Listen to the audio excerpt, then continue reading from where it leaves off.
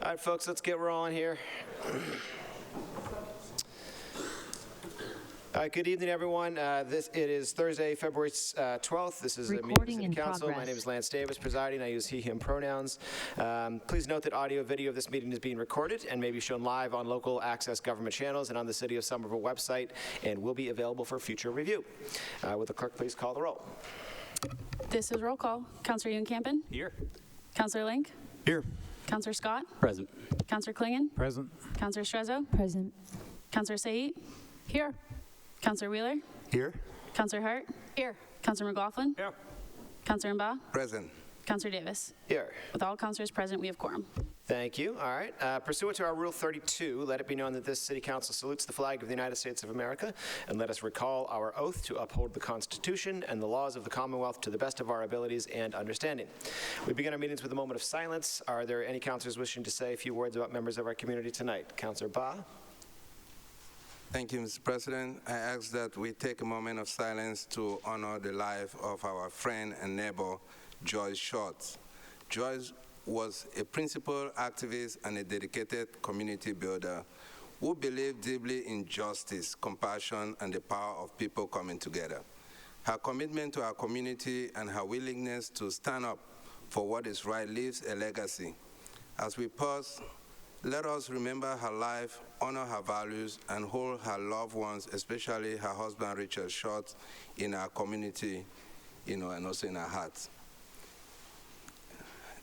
And secondly, I also ask that we take a moment of silence to honor the life of Dave Cron, the father of our community member, Julie Cron. Dave's life is reflected in the love, values, and strength he passed on, and his legacy lives through his family and all those he touched.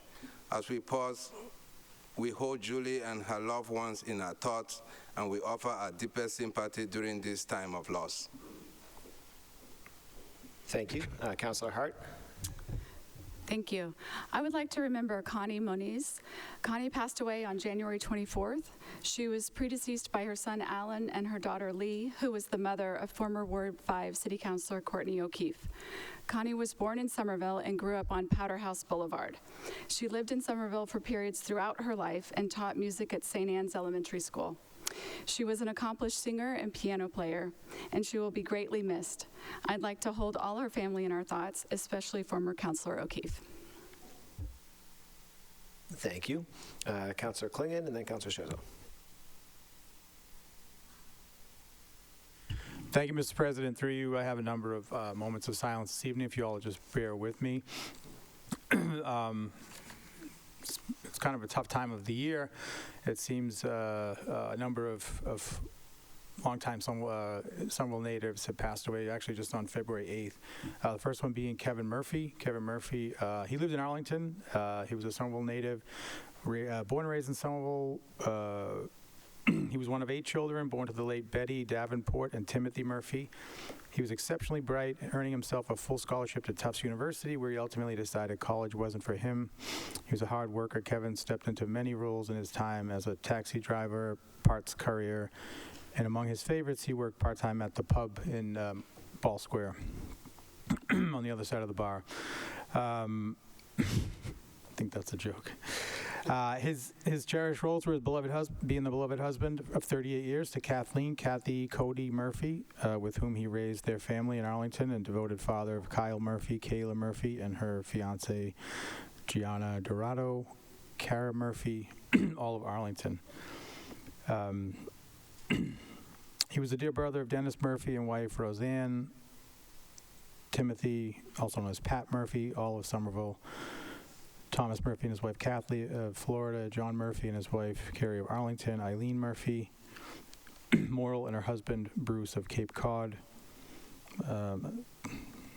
Maureen Arsenal and her husband Mark of Medford, Michael Murphy of Somerville, uncle to many loved nieces and nephews.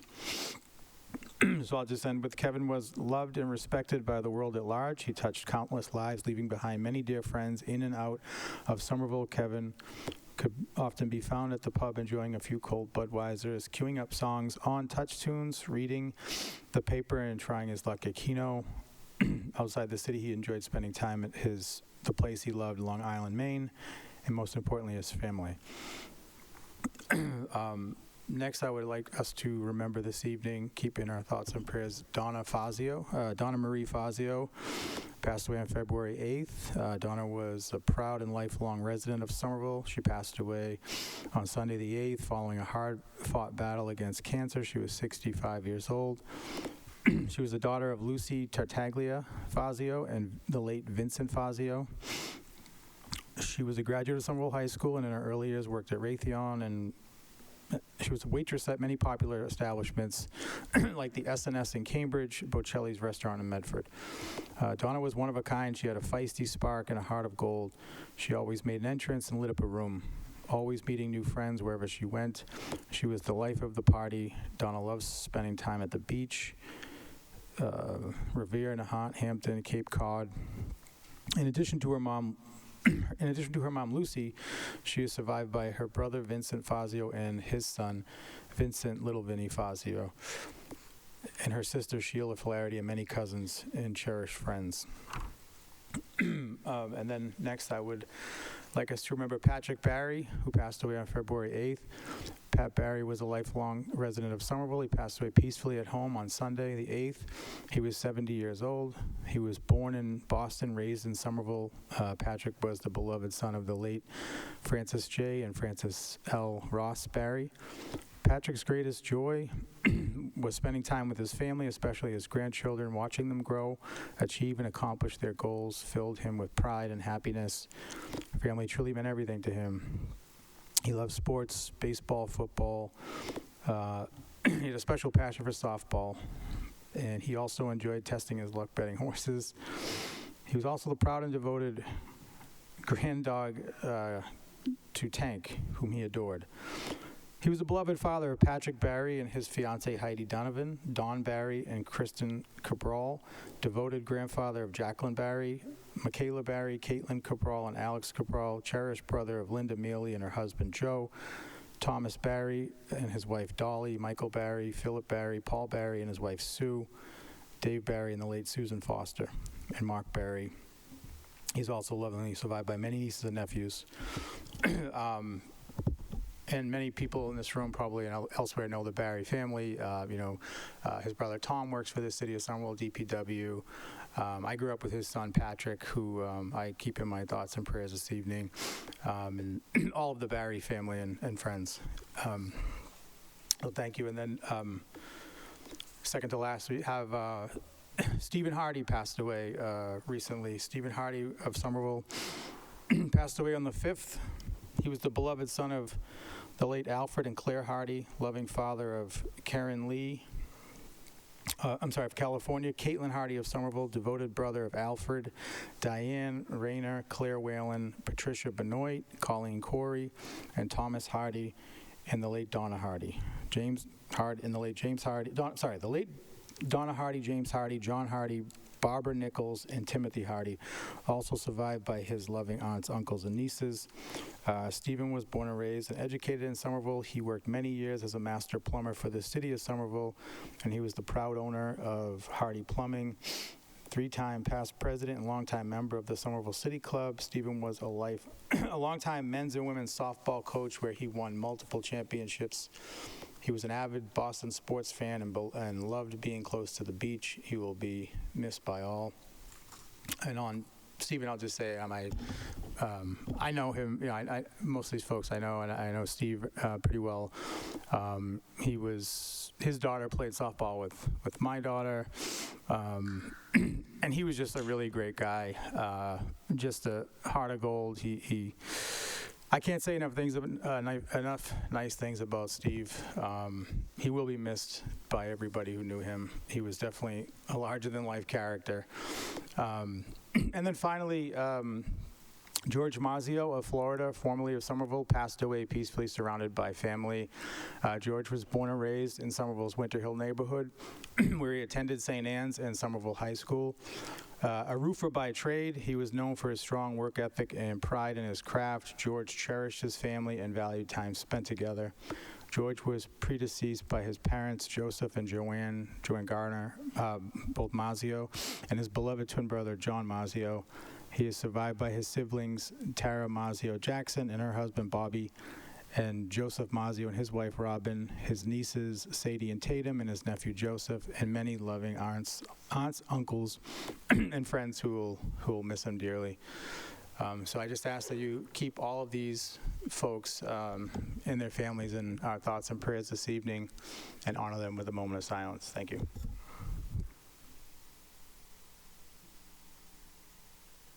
Thank you, Councillor Clingan. Councillor Stresso? I want to honor and remember Patricia Callanan, who served in Somerville and brought Somerville to where we are today. She was a alderman at large, an active PTA member. She joined Somerville's Mayor Michael Capuano's administration, retired as a purchasing agent for the city. She spent her summers in Cape Nattic in Maine. Her greatest joy was being a grandmother. She shared her love of the beach with her grandchildren, spending countless days with them and enjoying the sand and surf in both Florida and Maine. May her memory be for a blessing.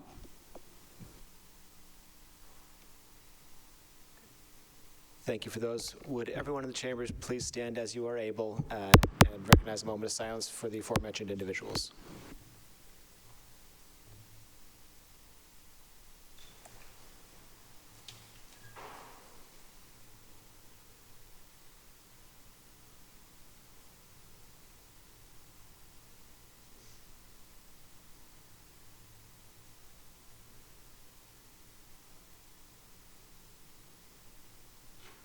Thank you.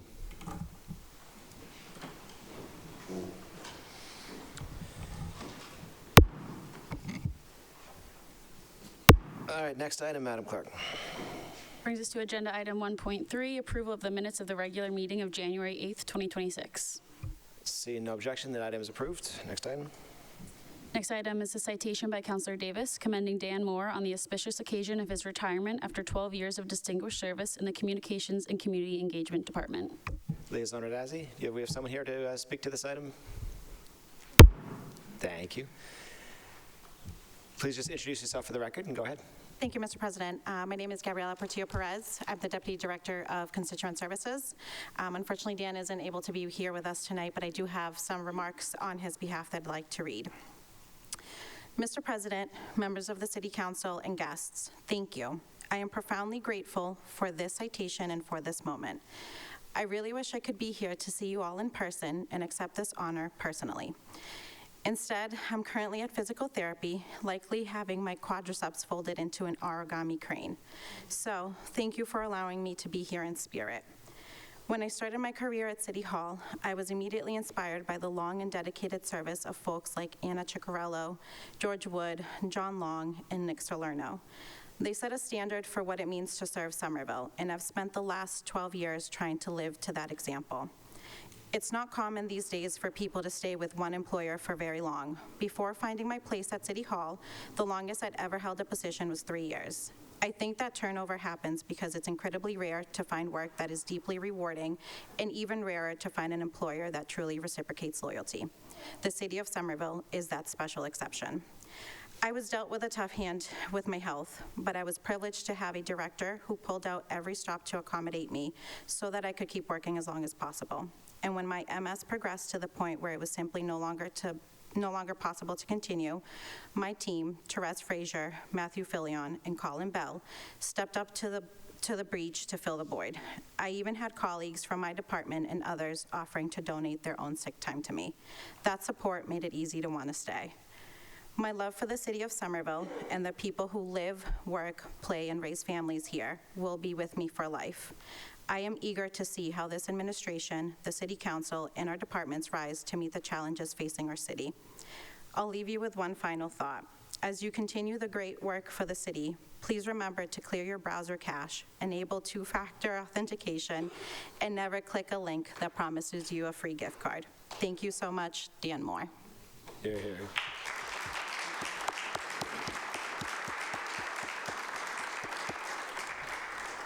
And let me read the citation into the record, and then I'll bring it over there, okay? Be it hereby known that the Somerville City Council and the mayor offer their sincerest commendations to Dan Moore on the auspicious occasion of his retirement after 12 years of distinguished service to the city. His legacy includes spearheading a revamp of the website, bridging the gap between residents and online resources, and delivering creative problem-solving with the highest quality web service to all. Offered this 12th day of February 2026.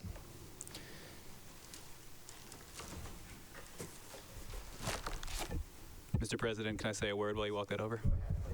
I know we have a long agenda. I just want to briefly say my third or fourth year as a counselor, I worked with Dan, but we were putting together a constituent event, and it involved a lot of updating the website and making various forms that the public could use.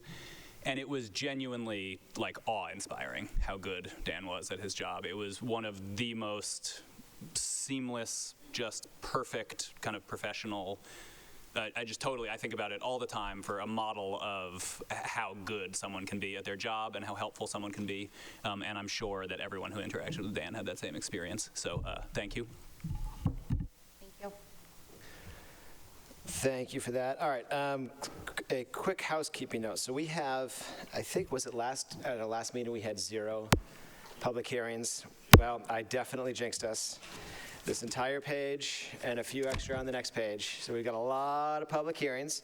After the public hearings, we're going to hear a few items out of order. We'll first take up the item 6A, which is the Committee on Appointments and Personnel Matters report.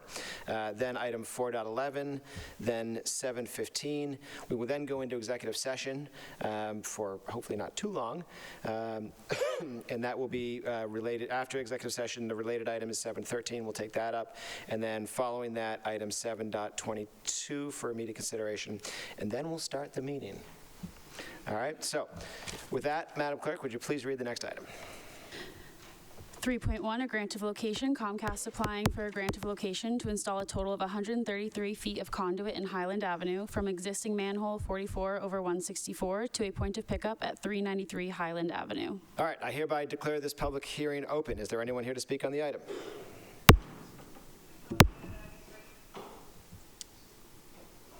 Is that somebody online? No one online? Sir, go ahead and introduce yourself for the record. Robert Rugman, for Utility Coordinator for Comcast.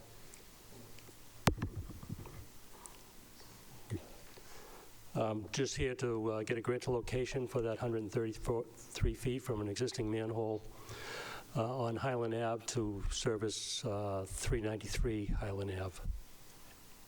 Okay, thank you. Anyone else here to speak on the item? No hands online? All right, I declare that the public hearing to be closed. Is there any discussion? All right, seeing none, that item is approved. Next item. Thank you. Item 3.2, a grant of location from Eversource, applying for a grant of location to install a total of 640 feet of conduit in Broadway from existing manhole 1798 to existing manhole 24058 next to 167 Broadway. All right, I declare this public hearing open. Is there anyone here to speak on the item?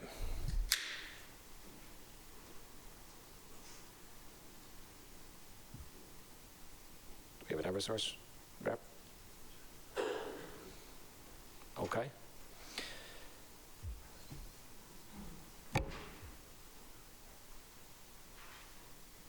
I'm pausing here because we usually have an Eversource rep online to speak to these items. No one here. All right, let's lay this item on the table. Next item. Item 3.3, a grant of location from Eversource, applying for a grant of location to install a total of 54 feet of conduit in Benton Road from utility pole 79 over 1 to a point of pickup at 2 Benton Road. All right, and now, let's, we laid item 3.2 on the table, so implicit that I've didn't close the public hearing, but suspended the public hearing while it's laid on the table. We'll call it that. On 3.3, on this item, I now declare the public hearing to be open. Is there anyone here to speak on this item?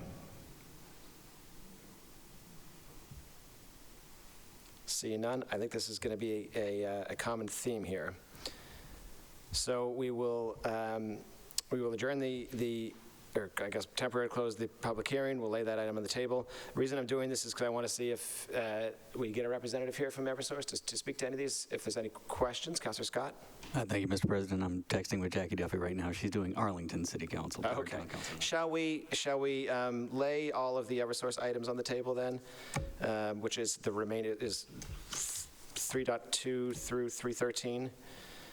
Any objection to doing that? I'd prefer to have, even if it's for Ms. Duffy, just to just repeat the item, but sometimes she has information on it, so. Mr. Chair, I'd move to lay these items on the table and pick them back up either later tonight or next week. But I would also request, if there are any members of the public here, give them a chance. Councilor Campen? Thank you, Mr. President. I also want to note we have an item on our agenda later that is a public comment related to all of the Eversource items. It's file 260259. So whenever we take these back up the table, I just want to ask that we take that up also. Thank you. Councilor Hart? I was just going to ask if there were any members of the public. Yeah. So let me ask, this is a bit, we'll take up items 3.4 through 3.13 together briefly. These are all grant of locations for Eversource. Is there anyone in the room or online here to speak to any of these items? If so, if you're online, please use the raise hand function.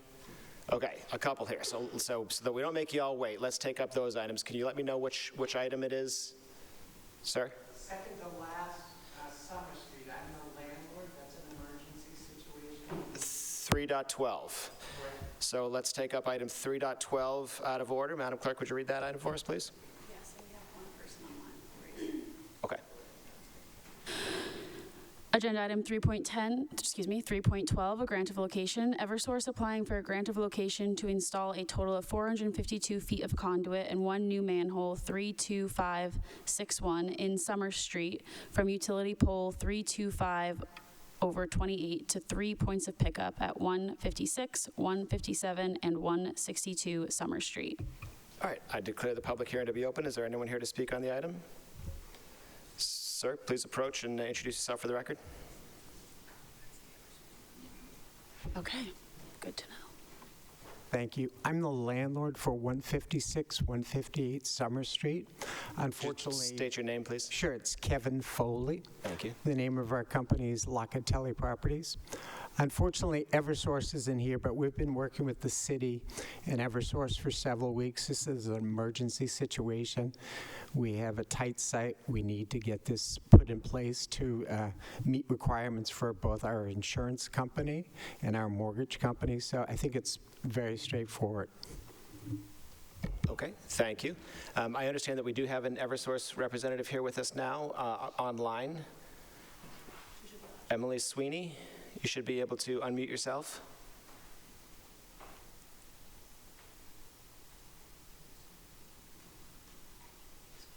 Sorry, did I get the name wrong? Emmy McSweeney. I was very close. I apologize. Emmy, are you able to unmute yourself on your end? I love technology.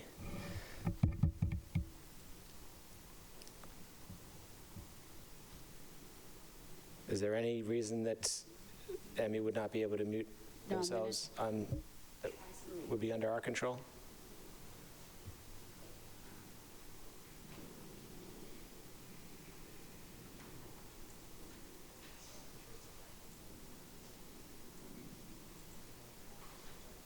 All right, while we try to get Emmy available to speak with us, let's lay this item on the table and go to I saw another hand in the room for someone here to speak on item. Which item is it? 3.8. 3.8, so let's lay 3.12 on the table and take up item 3.8. Madam Clerk, would you please read that into the record?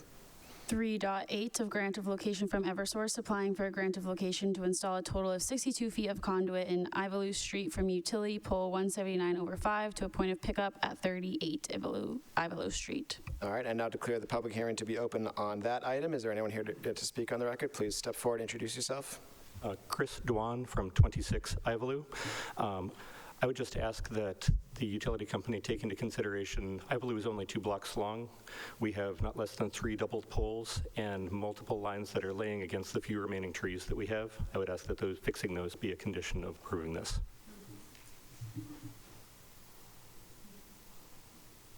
Okay, is there anyone else here to speak on the item?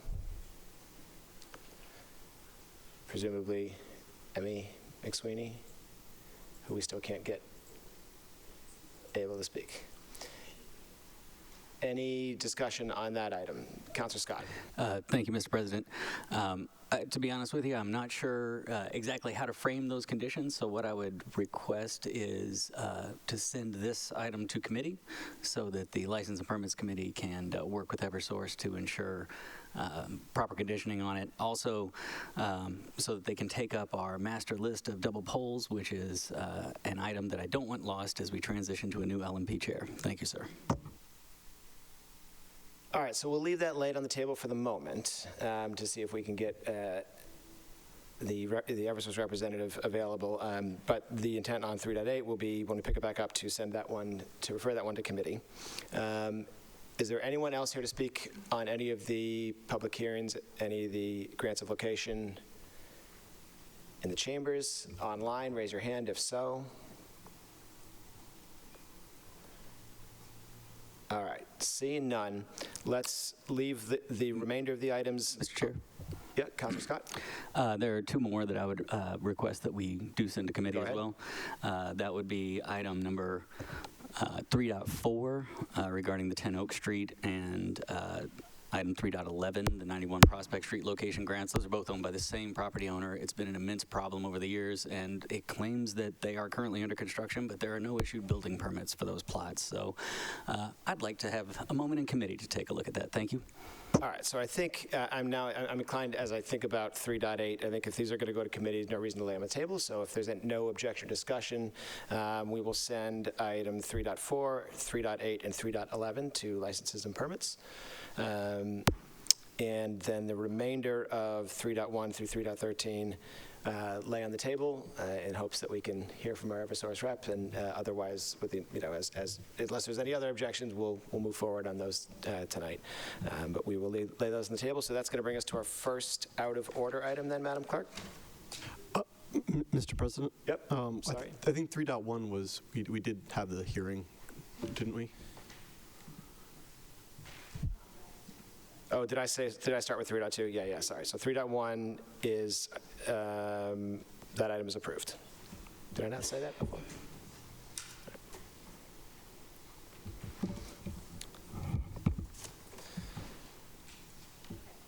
That brings us to agenda item 6.A, 6.A1, committee report of the Committee on Confirmation of Appointments and Personnel Matters, meeting on February 2nd, 2026. Councilor Bob. Thank you, Mr. President. The committee met on February 2nd, and the committee members voted to recommend approval of the city's Chief Administrative Officer, new Parks and Recreation Director, and promotions for Police Department officers. For the position of Chief Administrative Officer, the mayor has chosen Kimberly Wells, who has served as the city clerk for the past 5 years. Her skills of organizations and interpersonal relations are well known to city council members, and she is highly respected. She has already established relationships with all the city agencies, and the committee members expressed our expectation and that she will be an effective manager and strategist. For the police department, the committee voted to recommend the approval of 2 senior officers who have been promoted from the ranks. Lieutenant Diogo de Oliveira, who has been with the department for 20 years, will be promoted to captain. He will head the community policing program, under which the department is developing the techniques of co-policing, that is, response to emergencies with teams of both law enforcement officers and social service professionals. We believe that Officer de Oliveira is well prepared for this work, given his past record of working on community programs and his multiple skill set, in language. Similarly, Sergeant Sami Misaudi, a 13-year Somerville officer, will be promoted to lieutenant. He too is multilingual and has worked closely with several community groups, teen and immigrant families. For the position of Parks and Recreation Director, the mayor has proposed an experienced Parks Agency Director who will come to Somerville from Hartford, Connecticut. Although, he he will be new to Somerville. He brings rich experience from past work with children and youth, sports and recreation programming, as well as with the administrative agency and financial management. Finally, the committee had a useful discussion about the procedures and standards of evaluation that should apply to the hiring of any support staff for the City Council, as provided in the new city charter. This will be an ongoing conversation that we will have with the new city clerk. I ask that the committee report be accepted as submitted, Mr. President. Is there any discussion on the report? All right, seeing none, that item is approved, and that brings us to some promotions. So, folks, come on up and take the oath, and anyone who wants to take pictures, please feel free. This is your chamber. Come on right up, right inside here, anywhere you want to go. Get a good angle. Don't hesitate.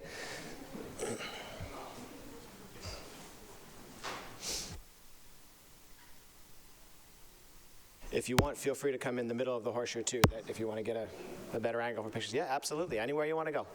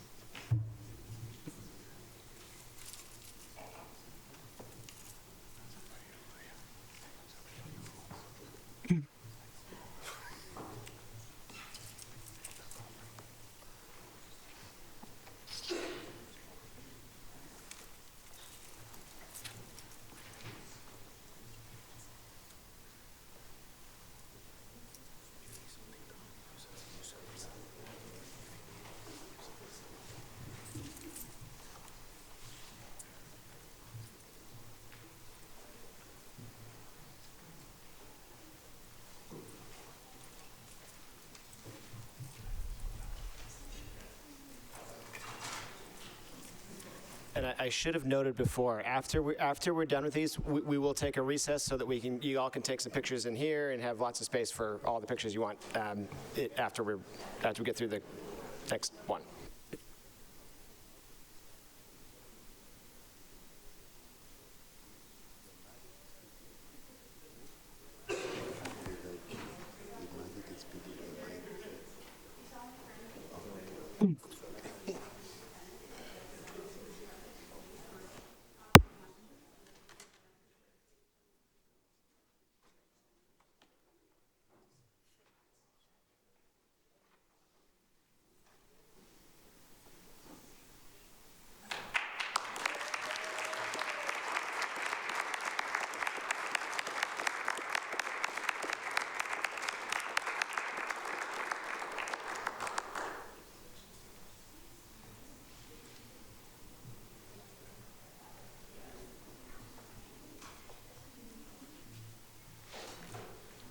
All right, we will take a brief recess to finish these pictures, and like I said, we can take a bunch more in the front here if you want.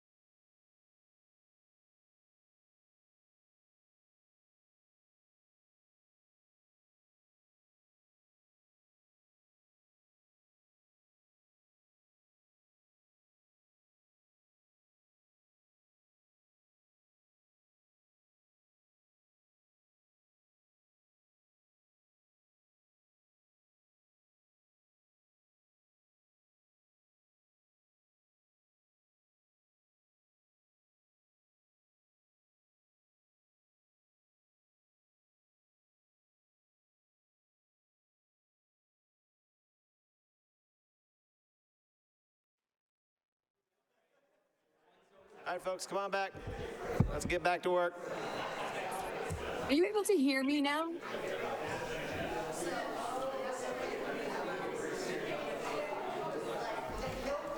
Hello?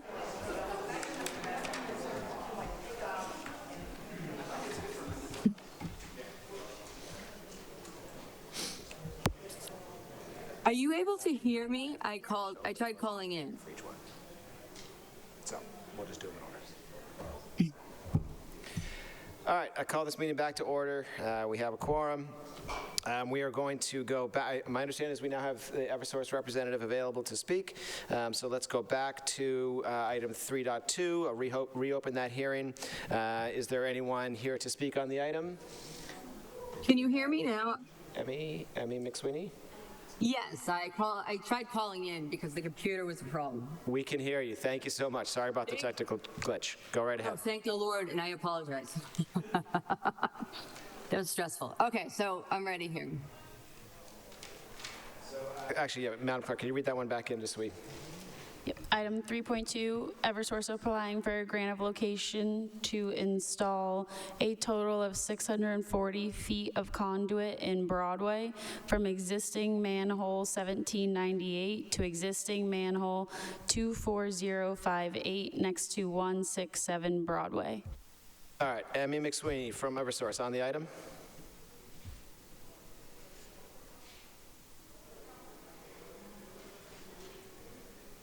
Emmy, are you still there?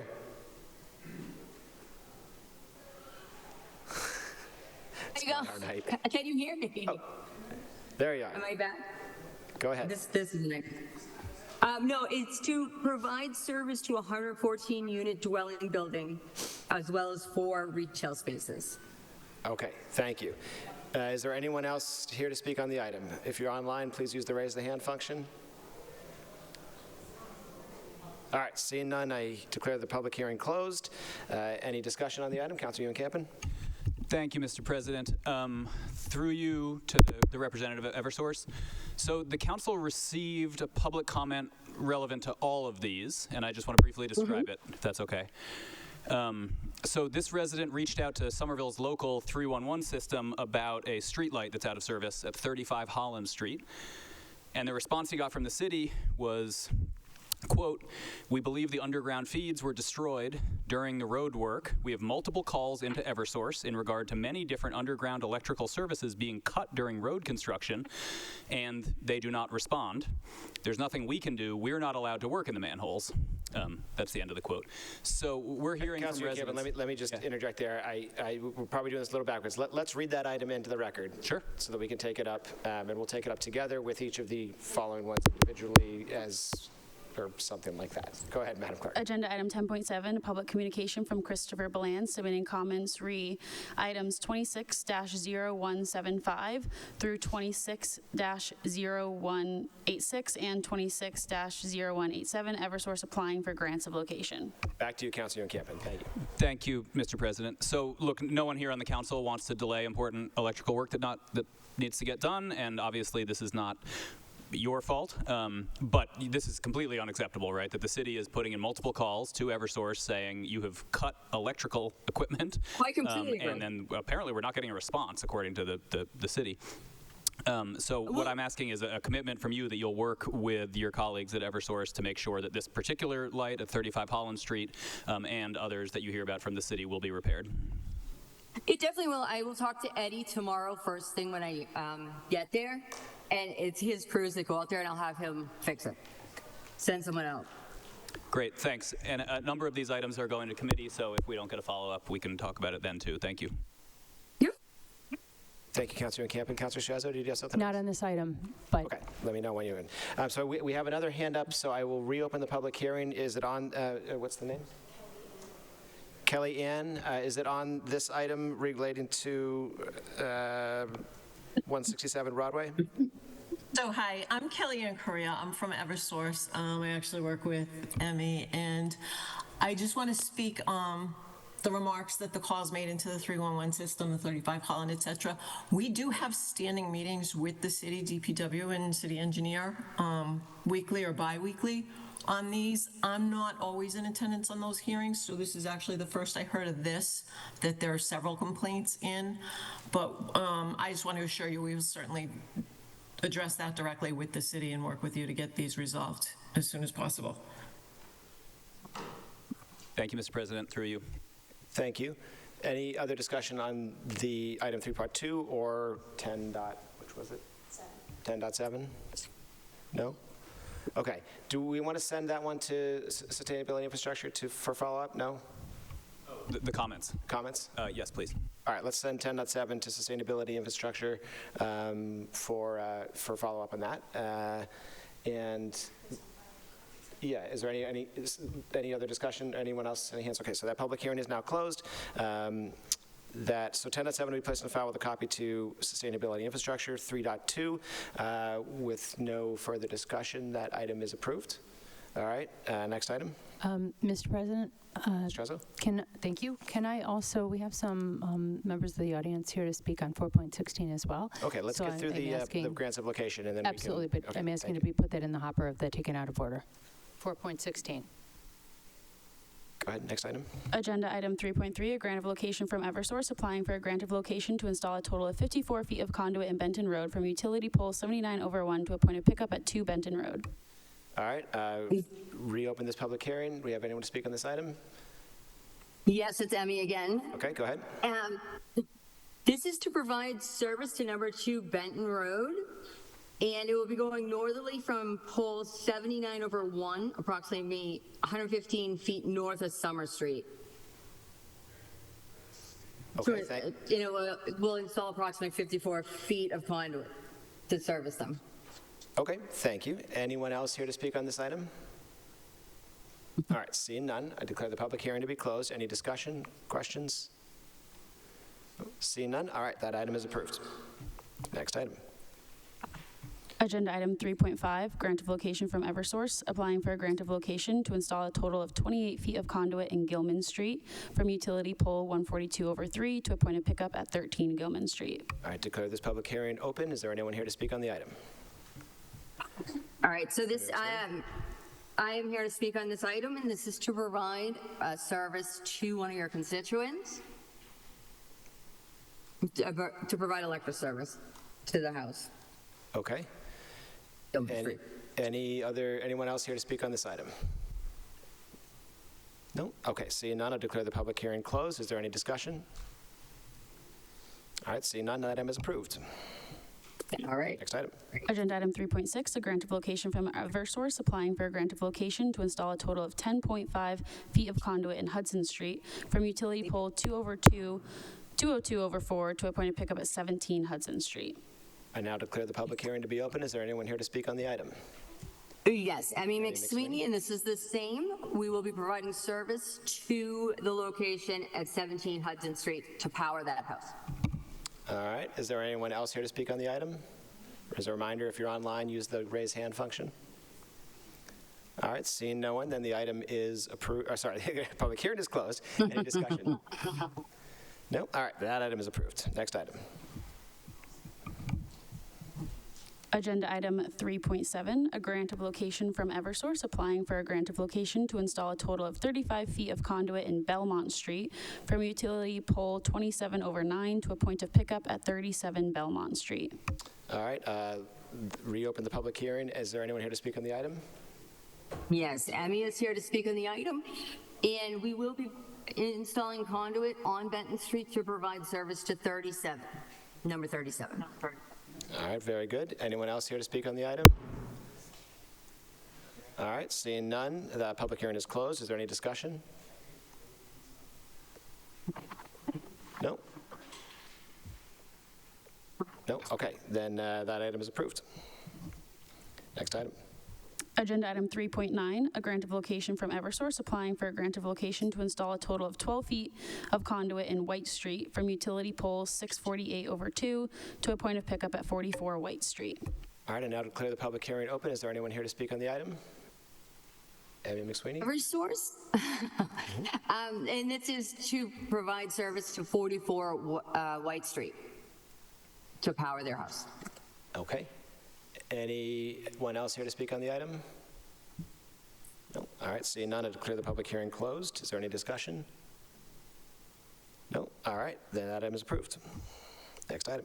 Agenda item 3.10, a grant of location from Eversource, applying for a grant of location to install a total of 2 feet of conduit in Franklin Avenue from utility pole 133/5 to a point of pickup at 60 Franklin Street. All right, I now declare the public hearing to be open. Is there anyone here to speak on the item? Emmy McSweeney. All right, so Emmy McSweeney from Eversource, and we are installing conduit to provide service to 60 Franklin Street. Anyone else here to speak on the item? No? All right, I declare the public hearing closed. Is there any discussion? Seeing none, that item is approved. Next item. Item 3.12, a grant of location from Eversource, applying for a grant of location to install a total of 452 feet of conduit and 1 new manhole, 32561 in Summer Street, from utility pole 325/28 to 3 points of pickup at 156, 157, and 162 Summer Street. All right, I now declare the public hearing to be open. Is there anyone here to speak on the item? Yes, Emmy McSweeney again. This is to provide service, a resident service along Summer Street. This one was discussed, I believe, because the manhole had to be relocated because there was a bike lane that was installed. So everyone agreed to install the manhole in the sidewalk. Okay, thank you for that. Anyone else here to speak on the item? Just so it wouldn't impede anyone. Kelly has her hand raised. Yeah, I see Kellyanne Correa with your hand raised. Do you want to speak on this item? Yeah, hi. Just quickly, Go ahead. some clarification for the council. Just for the record, on this item, you represent Eversource, correct? Oh, yes. I'm sorry. I'm the supervisor for rights and permits for Eversource. Just some clarification on this item. Go ahead. A portion of this conduit in the manhole had been approved on a grant of location back in, I believe, March of this 2025. And nothing has been installed yet. We actually have additional conduit coming from this same manhole. But since the time the grant was originally approved, the bike lane had been kind of revitalized, repaired, installed, whatever, but it's actually a raised bike lane now. The manhole could not go where the grant originally approved it. So the city had asked us to move the manhole out into the roadway, which was fine for this petition. That wasn't going to work either. It was too close to the gas line and over the sewer line. So we did meet with DPW. We agreed to put the manhole in the sidewalk, but for the sake of clarification, we're including the conduit for this petition plus the conduit and the manhole that were previously approved. This is the new design. So we just want to grant for this, the whole scope of all this work, so it all goes installed and everyone's on the same page as to where everything is. Okay, thank you. Does that make sense? Anyone else here to speak on the item? All right, seeing none, I declare the public hearing closed. Is there any discussion? So I have a question, actually, just in terms of putting a manhole cover on a sidewalk. Can you speak to, what measures are taken to ensure that that doesn't impact accessibility for folks for whom a manhole in the sidewalk might be an issue? Yeah, it's a pretty standard installation. There'll be covers of the manhole are flush with the sidewalk, so it does meet ADA requirements. It's doesn't impede any pedestrian access or use of the sidewalk there. Okay, thank you for that. Any further discussion? Councilor Link? Yeah, through you, Mr. President. I'm just curious how long the sidewalk would remain. I'm assuming that it's going to be, parts of it will be demolished and impassable, so I'm just curious how quickly that's going to be made whole again. So I'm not sure the time frame they asked for the whole scope of the job. What would happen is they would install the manhole first because they need somewhere to connect all the conduit. So I'm going to say about a week in the sidewalk area. If I had to pick, it'll be like a rolling work zone. So they'll work at the manhole area, and then they'll do the conduit in pieces or sections. They're not going to enclose like the entire scope of that 400 feet for the whole duration of work out there. Any kind of pedestrian traffic that needs the sidewalk will just kind of be rerouted around the area. We always have police details. And then any type of road work we're doing, there'll be at least one lane of travel remain open at all times. And again, police detail to direct traffic through the work zones. It'll be more than a week total for the total 400 feet, but the sidewalk area with the original installation, I would say a couple of days, not being the construction person, so to the best of my knowledge. All right, Mr. President, thank you. Thank you. Any further discussion? See none? Okay, that item is approved. Next item. Agenda item 3.13, a grant of location from Eversource, applying for a grant of location to install a total of 40 feet of conduit in Leland Street from utility pole 201/3 to a point of pickup at 321 Washington Street. I declare this public hearing to be open. Is there anyone here to speak on the item? Yes, this is Emmy McSweeney. We are installing the 40 feet of conduit to service 321 Washington Street. Okay. Anyone else here to speak on the item? Okay, seeing none, I'll declare the public hearing closed. Any discussion? Councilor Scott? It's a Ward 2 item, but I'll let it go. Thank you. All right, seeing no further discussion, then that item is approved. Thank you. All right, that will take us back to our out-of-order items, right? And I think we had one more request for an out-of-order item, that's 416. Yeah, so, Mr. President, I jumped the gun on that. I thought that, I do want that taken out of order. I have my mic on. It's on. I jumped the gun between the public hearings, so whoopsie. Thought we were complete with that, but So yes, if we let's could do put it that before one. the Let's do executive that one. session. Let's keep the order that we planned, but we'll do that one before the executive session. Thank you. Okay. So then that brings us to, I believe it was item 411 is the next one? Agenda item 411, a resolution by Councilor Hart, Councilor Ewan Campen, and Councilor McLaughlin supporting the Fourth Amendment rights provided in the Constitution of the United States. Councilor Hart? Thank you. Madam Clerk, would you mind reading the resolution, please?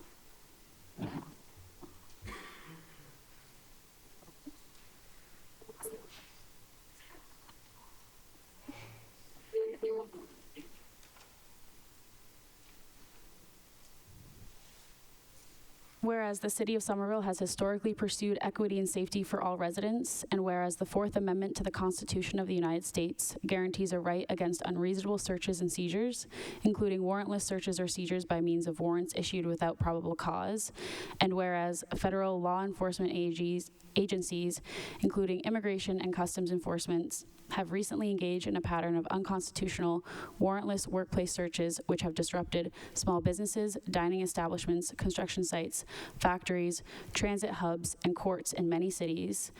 And whereas the threat of unconstitutional seizure by federal law enforcement officers is preventing a growing number of households from safely engaging in public life, including pursuing education, healthcare, and employment.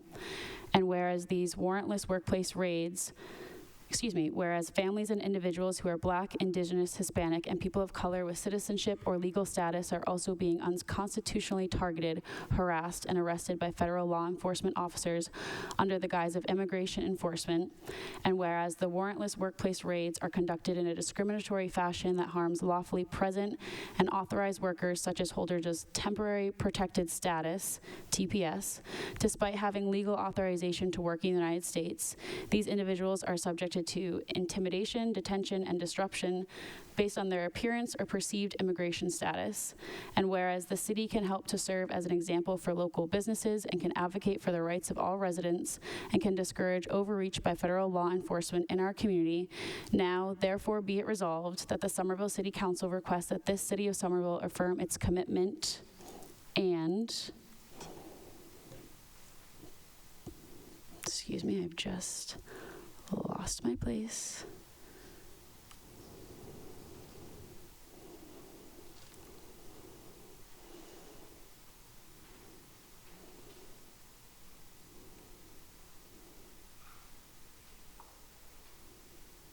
commitment, and continue to uphold the Constitution of the United States of America, inclusive of the Fourth Amendment, and that the mayor work to provide training to city staff to effectuate this, and be it further resolved that the city provide information and resources on the Fourth Amendment rights of residences and local businesses, and be it further resolved that the Somerville City Council encourages residents and employees of local businesses to educate themselves and share information about their Fourth Amendment rights, and be it further resolved that the Somerville City Council encourages businesses to take steps to protect the rights of employees against unlawful search and seizure, including by posting signage on identified private spaces within the business and signage outside of the business acknowledging their rights of their workers, and the rights of their patrons in accordance with the Constitution of the United States of America. Thank you, Madam Clerk. I also want to thank my colleagues from Wards 1 and 3 for collaborating with me on this, and I also appreciate working with the Mayor's Office and Office of Immigrant Affairs. I wanted to bring this resolution forward because we're seeing Somerville losing part of what makes it such a special and vibrant place. We're seeing small businesses have to close and seeing people afraid to go to work or gather with their neighbors. So I think it's important that we as a city, the City Council, business owners, community members, affirm the importance of the United States Constitution and Bill of Rights, and specifically the Fourth Amendment, and that we all educate ourselves about what our rights are. The Fourth Amendment says that the government can't intrude into your private property or seize people or property unless they have a warrant. To get a warrant, the government must have a reasonable belief that a crime has been or is about to be committed. And the warrant must specifically describe the place to be searched and the person or property to be seized. In other words, law enforcement agencies must follow well-defined procedures to ensure that individuals' rights are not violated. This amendment has been the foundation of our personal privacy and security for over 200 years. I've heard many stories from community members about the importance of these rights, and I want to sponsor a couple of people to speak to this. But first, I want to read a statement from a small business owner in Somerville. And recognizing the risks that immigrants are facing right now, it will be anonymous. This is the quote. I have been in this country for 31 years, and the Fourth Amendment has never been more important. Knowing our rights as business owners and making sure our employees know theirs is one way we can create a safer working place for everyone, including our customers. Most of our employees and customers are immigrants, and it's important to us that everyone knows that they are safe and welcomed in our business. That is why we have participated in small business Know Your Rights training, and it gives us the tools we need to operate in this changing world. The end of the quote. Thank you. All right, now I'd like to sponsor a couple of speakers, if they could come forward. Yesenia Alfaro, Jack Kensla, and David Gibbs. Councilor Hart would like to sponsor the aforementioned speakers. Seeing no objection, go right ahead. Please, when you speak, just introduce yourself, your name for the record, please. Good evening, everybody. Can you hear me? Speak into the mic so everyone can hear you. Thank you. Okay. Good evening, Chairman and members of the committee. It is really warming my heart to hear such a great, resolution, but let me start because I'm gonna start crying here now. My name is Yesenia Alfaro, and I'm from the city of Chelsea, speaking today on behalf of the United Food and Commercial Local 1445. I am the business agent that represent the vast majority of the workers that are working in the industry of the laundries that are, for the most part, clean the clothes for our hospitals in the city and for many hotels. I represent over 600 workers of these industrial laundry facilities. For some of you who have already supported me and have met those members in face-to-face by walking to those locations. I just wanted to speak strongly in favor of the Fourth Amendment resolution 26-0245. Both of you here, some of you have heard on the resolution that many of these workers have already achieved, whether the citizenship, have green cards, have some TPS, and other people from different in different processes, such as asylums or petitions through their family members. So I'm here today in this aspect. Because of these plans, we have seen already issues with the I-9 audits and put a lot of our members in fear. Some fear that have bring them the fear to even come to work, even that they have documentation status. The fear is there regardless of the status. Many of these people have fully family members that vary status. When this issue arises, we have been able to discuss the situation and find solutions with our employers that allow does not allow immigration officials to enter unless they have a judicial warrant looking for a specific person. We fully understand that no employer or city officials can get in the way of enforcement action in such cases, but it makes a lot of sense that employers should refuse to voluntarily allow the agents, when it comes to have a genuine reason to suspect there is someone at that facility who they should be looking for. We are happy that you are taking an action on this sensitive matter, and I'm from the city of Chelsea, and the city of Chelsea has also been impacted, and I will applaud anything that you are doing here for our citizens. I always feel welcome to the city of Somerville. I did reside in the city of Somerville for 5 years, which I enjoy. And I enjoyed the fire department that was next to my house at that time on Highland Street, but I do enjoy coming to work and represent my members. Thank you.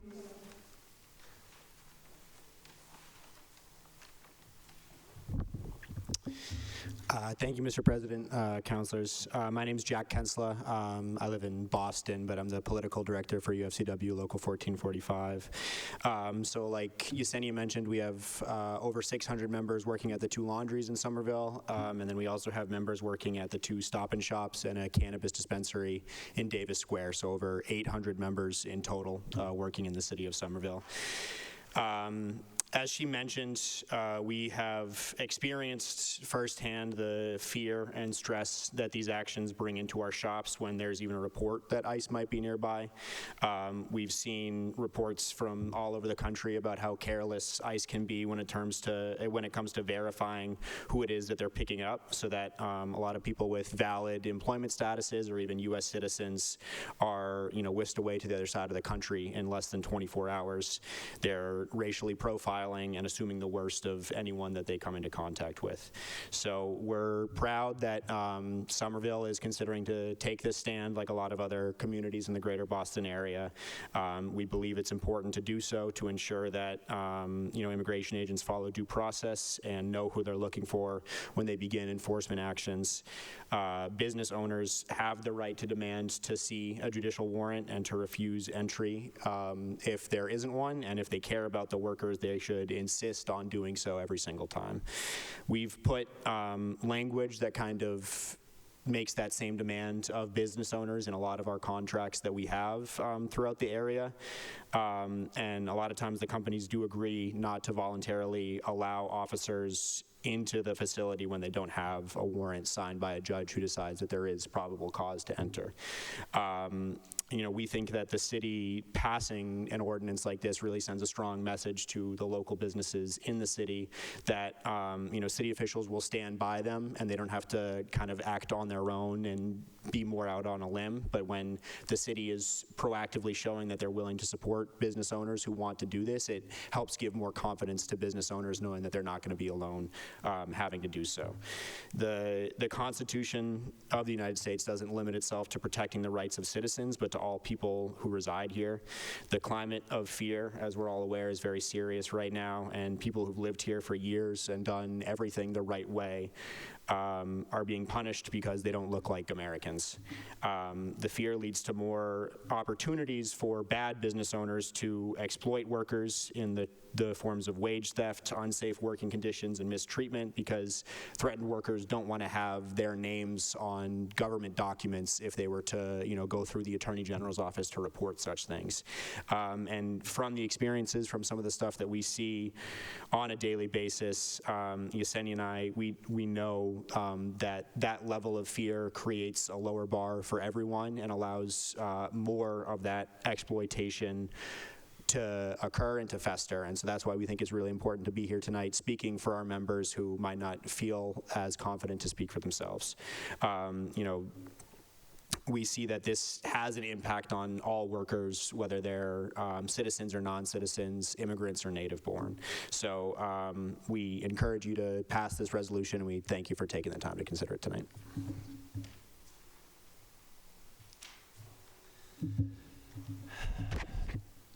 Good evening, friends. I think I know everyone here. My name is David Gibbs. I live at 9 Linden Place here in Somerville, and I'm the Executive Director of the Community Action Agency of Somerville.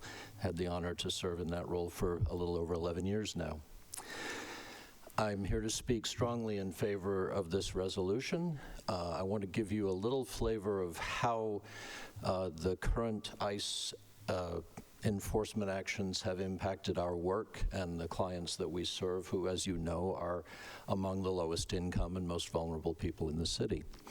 The major impact is in Head Start. We've seen impacts in our organizing program and our housing work. We've had a number of clients who were working with our housing advocates who suddenly were not there anymore. We have had to begin offering Lyft rides to organizing meetings for people who are afraid to leave their homes. But in Head Start, we've really seen the impact. Since the inauguration of the current administration, we have lost 3 families directly who have been picked up and deported. And I would say we have lost roughly 20 families who have simply disappeared. They were enrolled in Head Start, and then they stopped coming, and with no explanation. What they had in common, of course, is that they all probably were first-generation immigrants in one way or another. We don't know. We don't ask. We don't keep records on that, but it's pretty clear what was going on. So we have done a lot of training of our staff. We have signs up at all of our Head Start centers and at our offices in Union Square saying that this is a private space and you can't come in without permission. That feels awful. For us to have to put up a sign that said, you can't come in here. You're like, Cass has never been that way for its entire existence, right? But now we have signs. And I've personally worked with every single one of our teachers and staff members to help them understand what their rights are and what they should do in the event of an ICE action. That being said, and I will be brief here, ICE isn't following the rules. We know this. And I can tell my teachers all I want, ask them to show you a warrant. That's not going to really help if they break down the door. So I would urge, in addition to passing this resolution, which I wholeheartedly support, that the city consider what it really means to support families and businesses in these circumstances. I'll let you decide what that means. I would have had the Minneapolis Police Department arrest the officers that shot those people on the spot. That's one way to do it. Anyway, that's all I've got to say. Thank you. Thank you. Councilor Hart, anything further? Nothing further. Thank you. Okay. Councilor McLaughlin and then Councilor Ewan-Campman as the named sponsors, and then we'll go. Thank you, Mr. President, through you. Thank you, Councilor Hart, for including me on this. We've had a number of Know Your Rights campaigns in the city, but I really wanted to sign on to this one because it specifically mentions the Fourth Amendment and it reminds us exactly what rights we're talking about here. The Constitution of the United States and the Bill of Rights was made because a king decided that we didn't have these rights.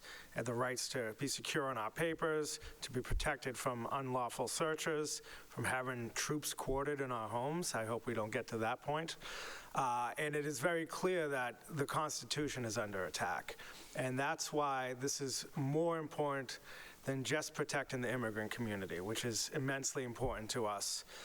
But this is about protecting everyone in this country and protecting the values that this country was founded on.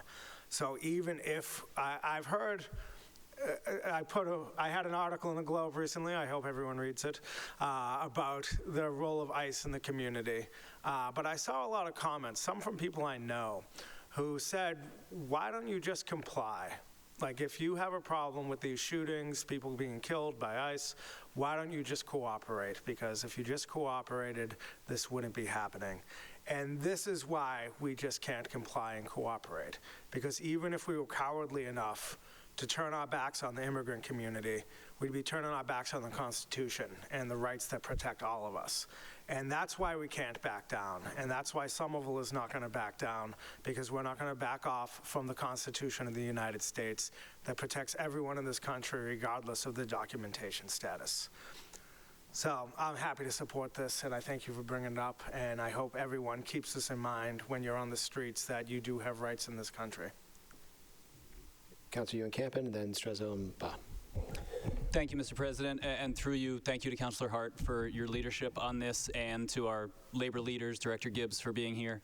I sometimes hear from residents feeling like, what's the point of knowing our rights, given that we have a federal government that is so kind of disgustingly ignoring our rights, kind of a cynicism around that.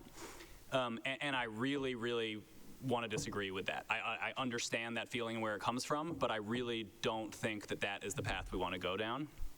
I think it is incredibly important to know your rights, to inform your neighbors and businesses about their rights.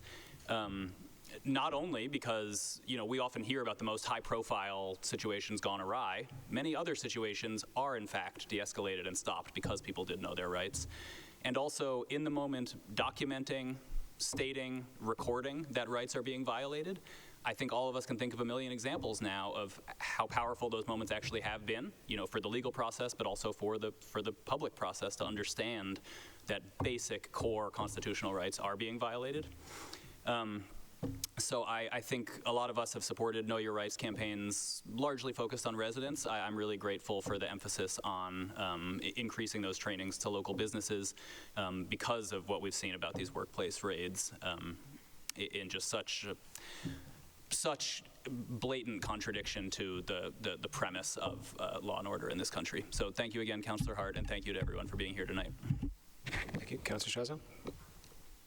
Thank you. I wish to co-sponsor this resolution, and I of course stand in support with this, and also I do feel an intense need, of course, to expand our knowledge and budget with this, and I am requesting that this be sent to Housing and Community Development and Economic Development. I do want economic development. I want to be considering and how this is continuously impacting our small businesses in Somerville, and to help collaborate with us on a plan and active steps. We, as we watch, we are not helpless, and we cannot watch helpless as this keeps happening in our community, and we must stand with our neighbors. There's no exception to that. So that's what I'm requesting, this be sent there. We need to keep talking about this. Okay. Councilor Ba? Thank you, Mr. President. I want to thank Councilor Hart for your leadership on this, and to my colleagues, also thanks Dave and the labor leaders. It takes courage to keep talking about this, especially just as an immigrant myself. It's really touches me a lot when I see this thing happening all the time, and I've really wondered, what is it that we should be doing that will actually have a lot of impact, because we keep. This is still happening, and yet we, Councilor McLaughlin said, we know your right and everything. Just standing up for the Constitution and our neighbors. I'm not sure, what else we should be doing, because we deserve to live and walk without fear. And if you kind of raid a workplace, it's really a constitutional violation that destabilizes families, small businesses, and then it also bring chills on people. I know I've been intimidated a few times, the past year, getting calls about, what is, the federal government is going to come attack all the sanctuary cities or public officials that don't cooperate. I'm not sure what that means. And for us to continue to say these things, say this word, and say Somerville, we will still, have these constitutional protections here. It all matters. Our local economy and community safety matters, and that will not normalize unlawful overreach, in our city. This is something that we'll continue to pound on. And David Gibbs mentioned something about I think we need to find a way to engage our local law enforcement officers, not our community members. We cannot continue to put community members at odds, with federal agents. If they don't observe and respect these protocols and laws we put in place, we have law enforcement officers in the city that should engage with them and not community members. We need to create that structure that will actually, tell our law enforcement that if you see somebody, with masks, you cannot identify them, they need to be arrested, not community members. We need our local law enforcement, they need to do more than just, stay and say we are not engaging, because this is how, community members become vulnerable year in, year out, time and again. So I think just to your question, we need to actually empower our local law enforcement officers to arrest anybody that they deem suspicious. They will be protected. Thank you, Mr. President. Councillor Clingan. And then we'll Thank you, Mr. President. Through you, thank you to my colleagues. I'd like to sign on to this. Of course, I'd like to sign on.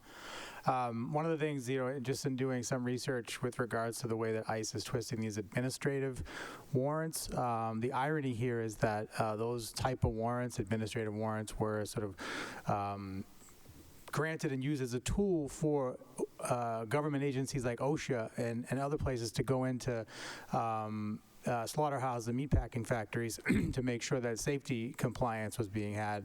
But it was never meant to do what they're doing now, and so they're twisting these things, and it's being fought out in the courts, but while the courts are battling, people are being taken from our community. So we need to stand together and wholeheartedly reject any type of entry to a workplace. These warrants are not valid if they have one, and most times they probably don't. And we have to protect our residents, and by whatever means necessary, in the sense that, standing together as a community, as was said even by the good representative from 1445, obviously you can't stop them from busting down a door, but we can certainly send a strong message to businesses that we will support them in protecting their workers, and hope that they will make sure that everybody knows their rights and make sure that they know that they have rights. So thank you for this, putting this forward, and happy to support. Okay. Before we go back to Councillor Hart, Councillor Scott, Councillor Link, Councillor Ba, myself, I'd like to sign on. Councillor Hart. Just briefly, I wanted to mention and appreciate Mayor Wilson because the executive order does include education and support for the Fourth Amendment, in particular with businesses. So I really see this as complementary and as a way to gather more attention and community support and spread the word even further. But I definitely didn't want to not acknowledge that I really appreciate that was in the executive order. Councillor Sate would like to sign on. Do you want to speak to it as well? Councillor Sate, go ahead. And Councillor Wheeler would like to sign on.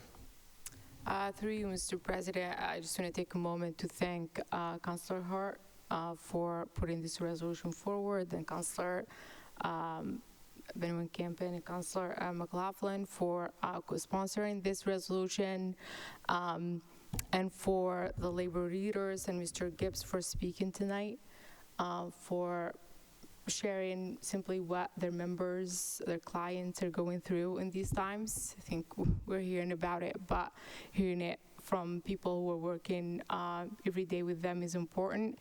And I support this resolution. I really like that there's emphasis on what small businesses can do. It might feel like not much, but in my ward at least, I'm hearing from small businesses constantly, what can we do all together, not just some immigrant-owned small businesses, but every single business posting this, working with the city to know what the rights are, I think would help here as a first step.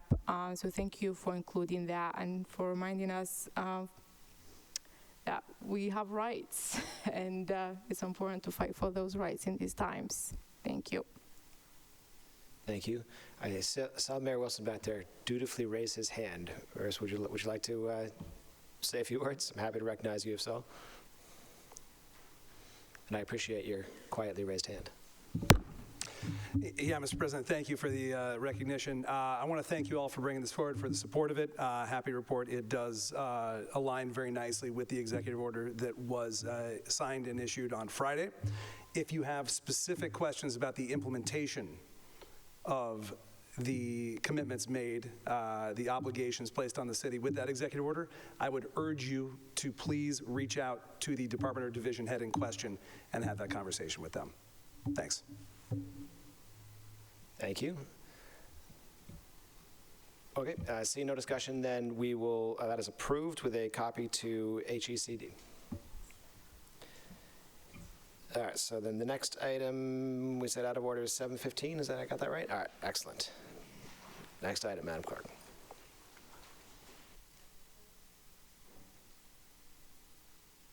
Agenda item 7:15, a request of the mayor requesting the appropriation of $167,168 from the salary contingency account to various departmental personnel services accounts to fund a collective bargaining agreement with the Somerville Municipal Employees Union, Union D. I have Attorney Sergu here from the Law Department. Can you please just state your name for the record and go right ahead? Good evening, Council. Matt Sergu, Labor Counsel for the City of Somerville. We're here tonight asking for immediate approval of an MOA covering fiscal years 23 to fiscal years 25 for Unit D of the Somerville Municipal Employees Union. This contract brings much-needed updates to the wages for this group. It's a residual group of employees, including some higher-level staff and some specialized positions. It brings needed improvements to wages, market adjustment in fiscal year 25, similar to the Unit B contract, really great enhancements to the vacation benefit and vacation schedule, accelerating the rate at which employees are able to accrue vacation time, and expanding the paid family and medical leave benefit that the city has offered to this group of employees, and a bunch of other goodies that I'm happy to answer questions about if any of the council has questions. Thank you. Questions, Councilor Scott? Thank you, Mr. President. I'm fully supportive of this. I'm really excited to get this done tonight. But before we do so, I would like to sponsor the distinguished Ed Halloran to say a few words about the contract settlement. Councilor Scott would like to sponsor Ed Halloran. Seeing no objection, Mr. Halloran, right ahead. Hello, everyone. My name is Ed Halloran. I have been the president of the Somerville Municipal Employees Union for 19 years. That's a long time to be doing anything, you know. But obviously either they like me or they can't find anybody else to do this job.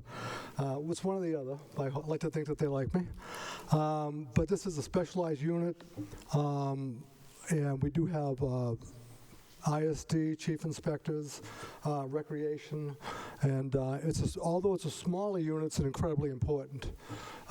So I want to thank the previous administration, this administration, for all the hard work that they've done on this contract. And a year ago, we just did the Unit B contract, and that was about 240 people. So we have about 300 people in the union. And believe it or not, once this is resolved, we'll still be without a contract because we are behind. All four units, A, B, C, and D, Well, C is the school nurses, but the A, the B, and the D will be without a contract, but I've been assured that the city's going to be working with us on those to get those finally caught up. And that would be refreshing for us to see that. But I'm just asking you guys to help us out and take care of us, and we're going to keep the city running like we always do. The snow, I know it's difficult. The DPW is doing all they can. We're out there. They're going to be out there tonight on Beacon Street and Washington Street, cleaning up some of the areas out there. So I'm proud to work with them. I've been working with the city for 33 years, so obviously I like what I'm doing, and I'm still doing it. And I thank all you guys really for doing what you do. Appreciate it. This has been difficult times, and I realize that. Thank you. Thank you. Any other questions? So the administration did convey to me a hope that the council would take this up this evening. Move to approve, sir. Moves to approve. Any discussion on the motion? Do we need a roll call for that one? No. All right. Seeing no objection, then that is approved.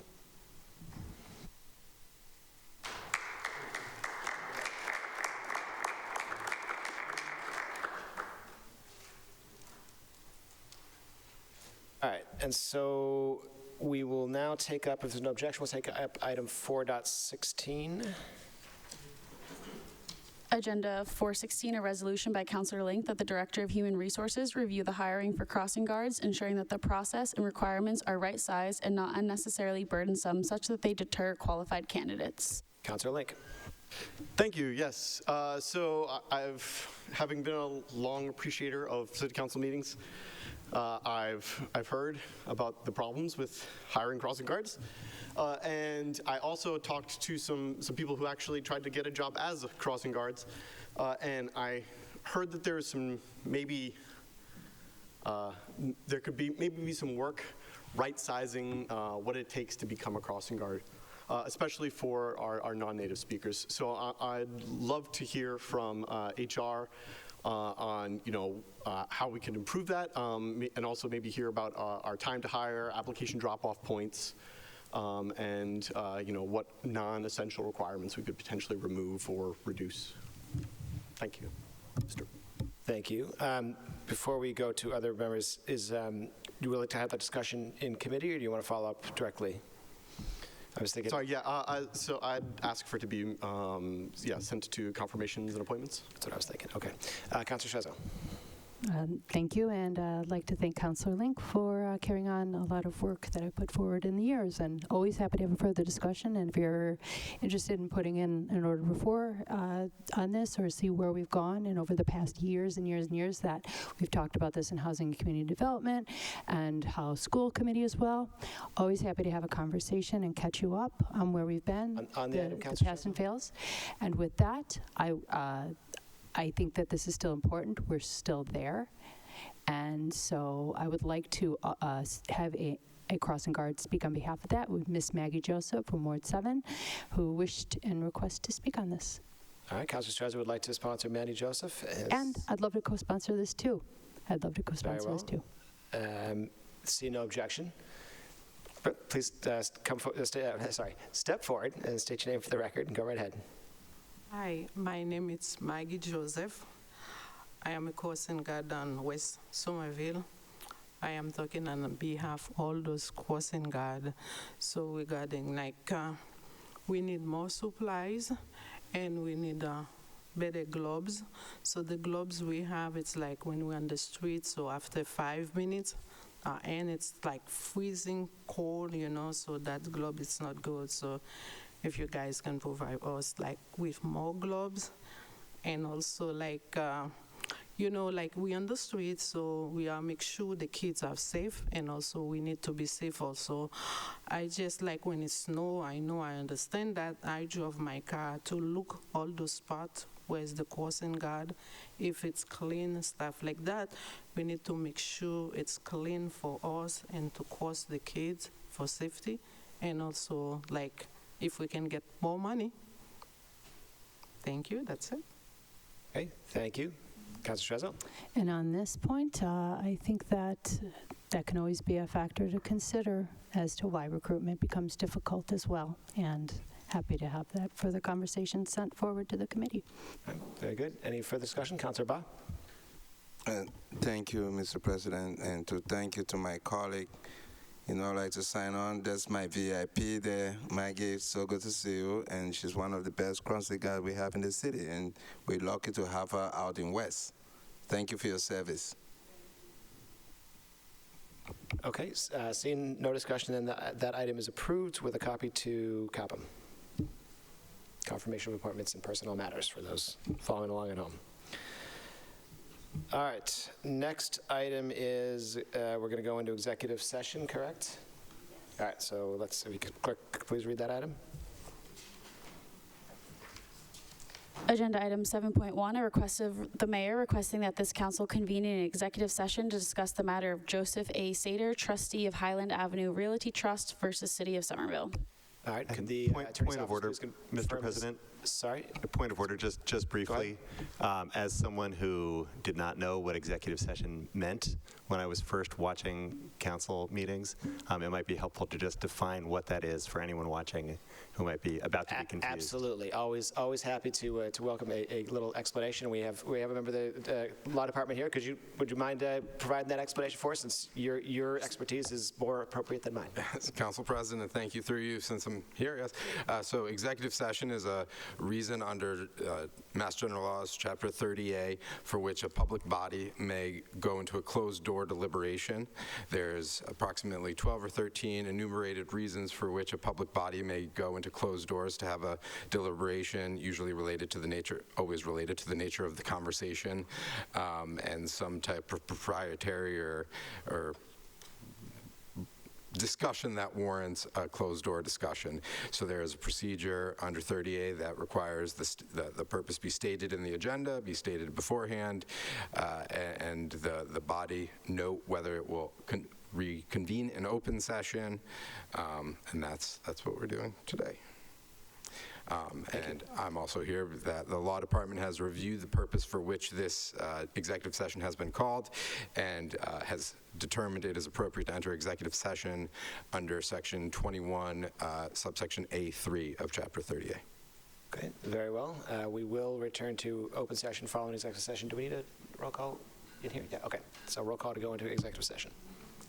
So roll call to enter into executive session. Councilor Ewan-Campen? Yes. Councilor Link? Yes. Councilor Scott? Yes. Councilor Klingon? Yes. Councilor Strezzo? Yes. Councilor Sait? Yes. Councilor Wheeler? Yes. Councilor Hart? Yes. Councilor McLaughlin? Yes. Councilor Mba? Yes. Councilor Davis? Yes. That is approved. All right, as I said, we will return to open session following executive session. Thank you.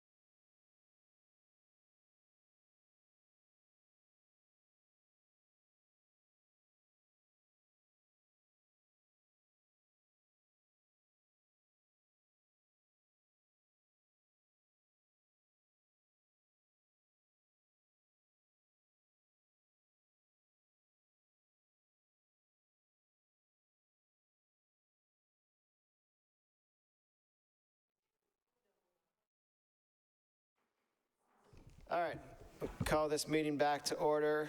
No votes were taken in executive session other than the vote to exit executive session. That item was approved. And now the next item out of order relates to the topic. Madam Clerk, could you read item 713, please? Oh, call the roll back, right, sorry. And roll call to reestablish quorum after executive session. Councilor Ewan-Campen. Here. Councilor Link. Here. Councilor Scott. Present. Councilor Klingon. Present. Councilor Strezzo. Here. Councilor Sait. Here. Councilor Wheeler. Here. Councilor Hart. Here. Councilor McLaughlin. Here. Councilor Mba. Present. Councilor Davis. Here. With all 11 councilors present, we have quorum. Yes. Agenda item 7.1 approved, and we are on to agenda item 713, a request of the mayor requesting the appropriation of $3.5 million from the unreserved fund balance free cash to the law department judgments and settlements account to fund the settlement of Joseph A. Sater, trustee of Highland Armory Realty Trust versus City of Somerville. All right, any discussion? I see none. Don't need a roll call on that, right? Nope. All right, then that item is approved. Next item is agenda item 7.22, a request of the mayor requesting approval of a transfer of $30,000 from the Health and Human Services salaries account to the Professional and Technical Services account to fund increased costs associated with the FY 2026 warming center. I see Director Carroll's here. Do you want to speak to this item? Or just here for questions? President, I can speak to it. It's Do us a favor, state your name for the record, just so that everyone knew. Oh, do you want State your name and title just for the record, yes, so that thank folks you. watching at home know who you are. I'm Karen Carroll, the Director of Health and Human Services, use she, her pronouns. Thank you for having me here tonight. I am requesting the transfer of $30,000 from our LAG salary funds personnel to our P&T line to further support the warming center. We've had higher than anticipated and budgeted activity and numbers there through this very cold winter, which is good to have this place where folks can go, but we have run into some budget issues around food, transportation to and from the warming center, and we've also extended the security to have a coverage in the morning as well. So the external security just to assist with people moving to and from and leaving the shelter. The other thing that's built into that $30,000 is some extra shifts that we were able to have our housing families do some additional hours for the extremely cold days. So there was a Monday and a few mornings, at least keeping something open until our libraries are open. So that's kind of the gist of what that $30,000 is, our expected budget or anticipated shortfall for these increased costs through till mid-April when the center closes. All right, very good. Yeah. Councilor Ewan-Campen, yep. Thank you, Mr. President. Through you, I just wanted to thank all the staff who have been working on it. I know that these are responsive both to obviously issues of people who use the center, the really cold days, and also neighbors who have raised a number of issues. So I'm thankful and very supportive of this. Thank you. Councilor Link, did I say your head? Yeah, just thank you. Yeah, I go past the warming center regularly. I see that it's being used well, and I'm just so thankful that we have it. So, yeah. Councilor Bob.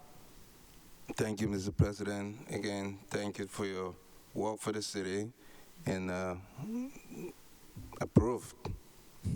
All right, Councilor Bob moves for approval. Any discussion on the motion? Councilor Wheeler. Hi, I'm just curious about, is this particular money available in the salary account because of understaffing, or is it sort of a routine thing to have this much just be excess and be available? Through the President, this is a relatively small amount compared to our overall salary budget. We have a couple of vacancies. We have a position that left on January 1. We have we don't have a lot of vacancies at the moment this year, but we do have a couple of things that are currently still unfilled. We're in the process of hiring a navigator position.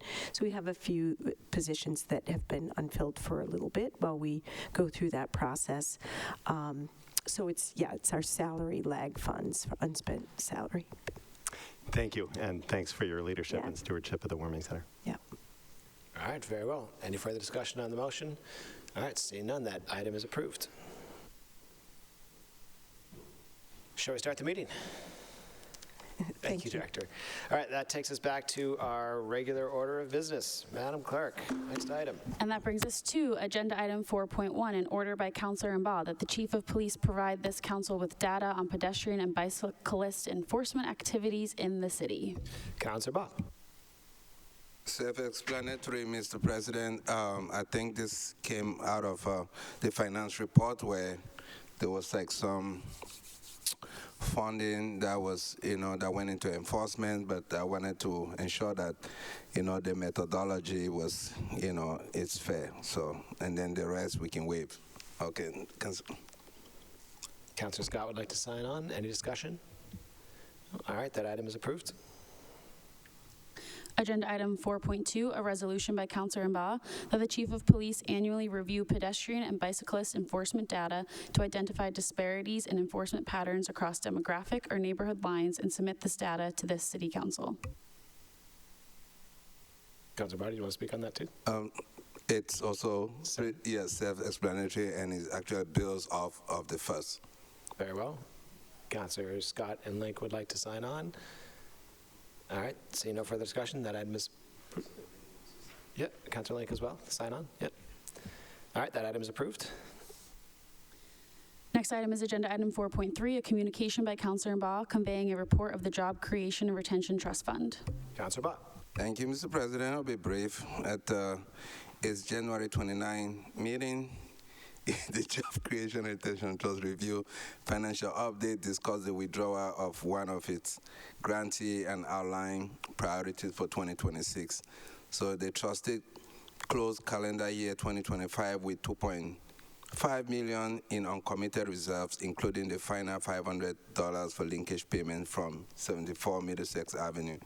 And no additional linkage revenue is anticipated in the near term. Further details are available in the attached. Thank you, Mr. President. Thank you, Councilor Barr. Any discussion? Councilor Wheeler? Through the chair, thank you for conveying this report, Councilor Mbaugh. I just wanted to highlight something from the report that caught my eye, the mention of job opportunities such as with biotech companies, including Transmedics, and the potential for students and other residents of Somerville to train to work in those companies. That's an exciting prospect. Thank you. Thank you, Councilor Wheeler.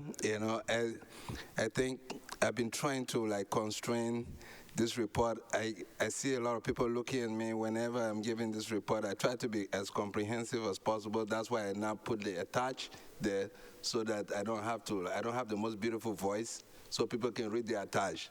So so just save that time. Thank you. All right, excellent. Always good to highlight a few key nuggets in there. Any further discussion? All right, seeing none. Item 4.4, a communication by Councilor Mbaugh conveying the year-end report of the Affordable Housing Trust. Thank you again, Mr. President. In this year-end report, to the City Council, I provide my final update as Council representative to the Affordable Housing Trust, outlining the Trust financial status and the production outcomes while highlighting two emerging concerns requiring Council oversight: declining revenue growth and sharply escalating development costs.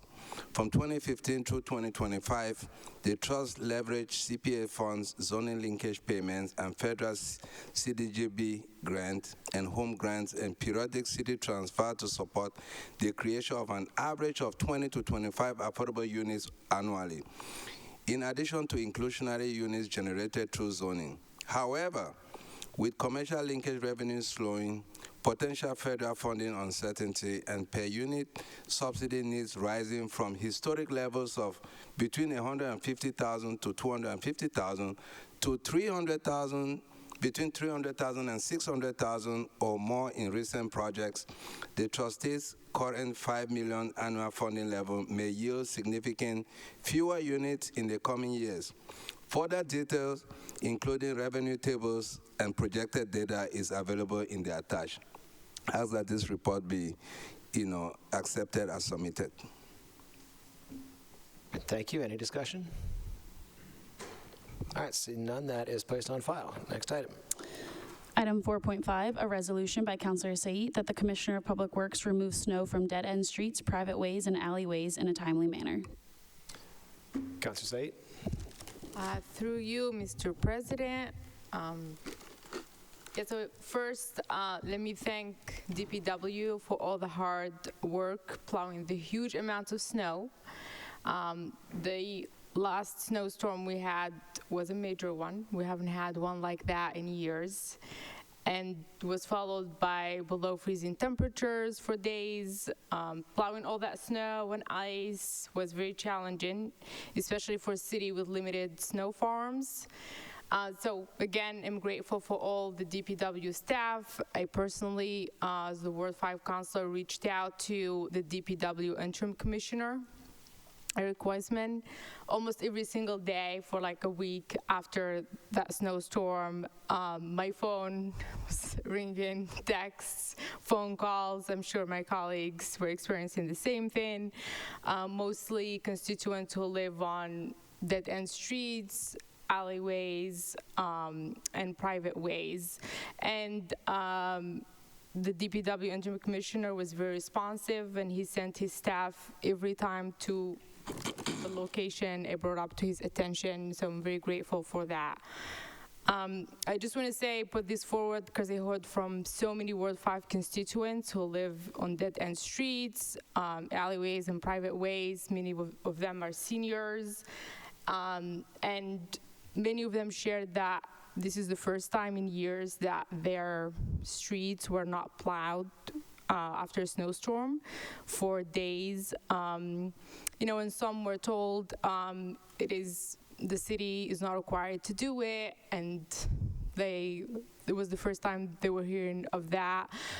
So again, yeah, this was created an unsafe situation. Some of them were worried there will be an emergency and ambulance wouldn't be able to get to them.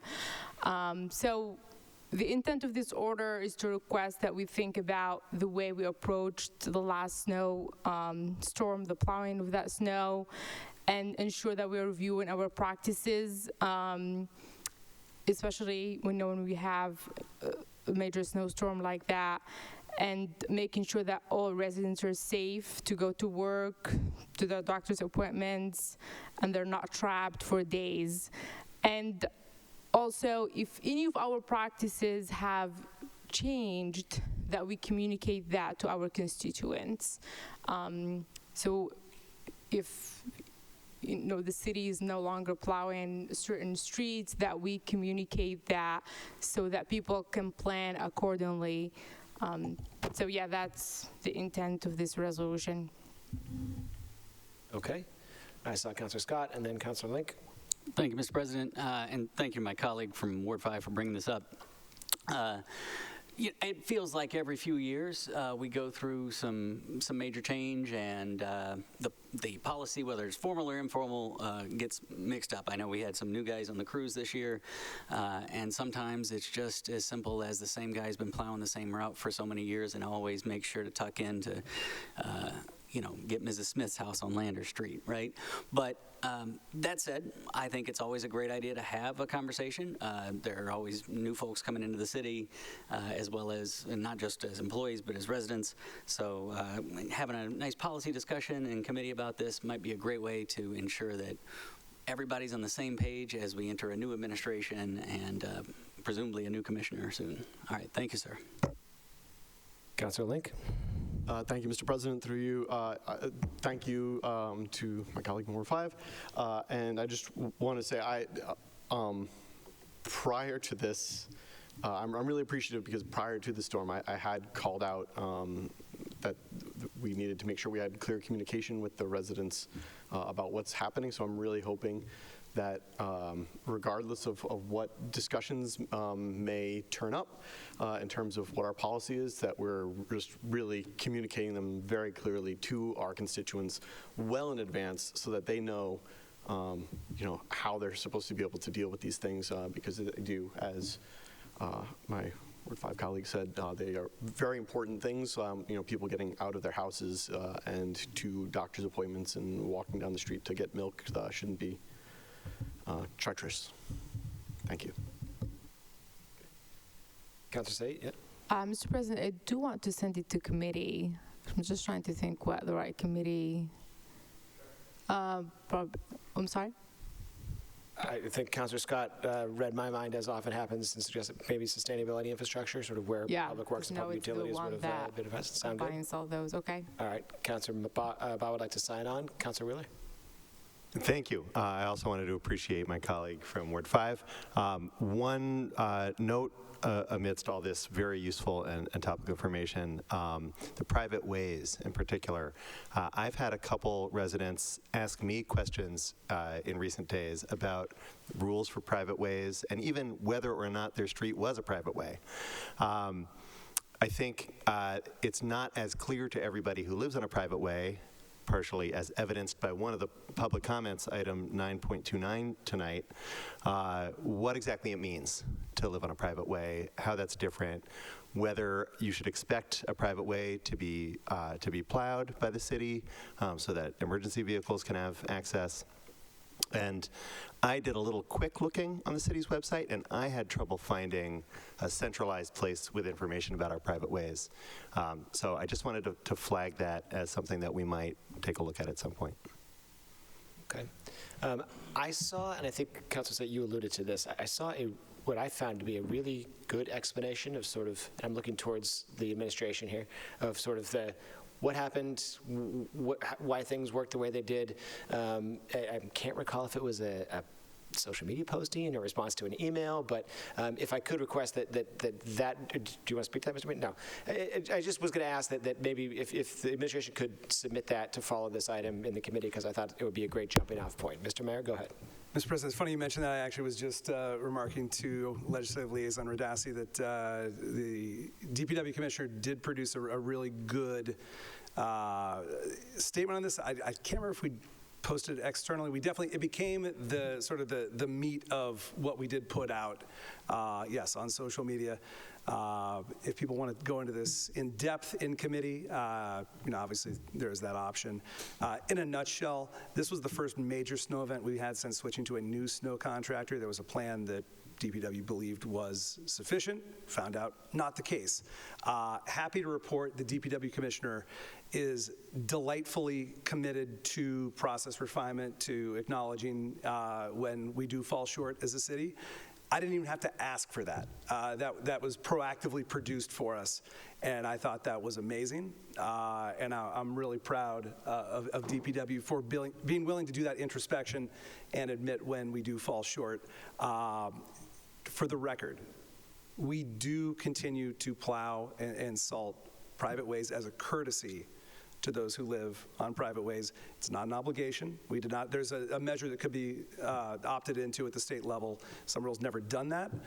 Instead, we just do that as a courtesy and for public safety purposes for those who live on private ways. The plan is to keep doing that. We feel pretty confident that the adjustments made after that big storm will allow us to do that successfully. And I want to thank DPW and especially DPW Commissioner Wiseman for being all over this. All right. Two responses to that. First, delightfully committed to process refinement needs to be on a T-shirt. And Liaison Radassi, could I make the request then to have that communication sent to follow up on this item, just because, as I said, it's a great starting point for the discussion in committee. Kind of runs through a lot of questions. Good. All right, then seeing no further discussion, that item is approved with a copy to Sustainability and Infrastructure. Next item. Next item is 4.6, a zoning amendment by Councilor Strezzo, amending sections 2.1.1 and 3.1.12 of the zoning ordinances regarding accessory dwelling units. Strezzo. Thank you. I am very excited to present this to you, colleagues, and also, Madam Clerk, can we please put this on the screen? I want to, of course, this is going to be sent to committee, but I just want to give you a quick thought of why this is here. So this is a zoning amendment to ADUs that I'm proposing.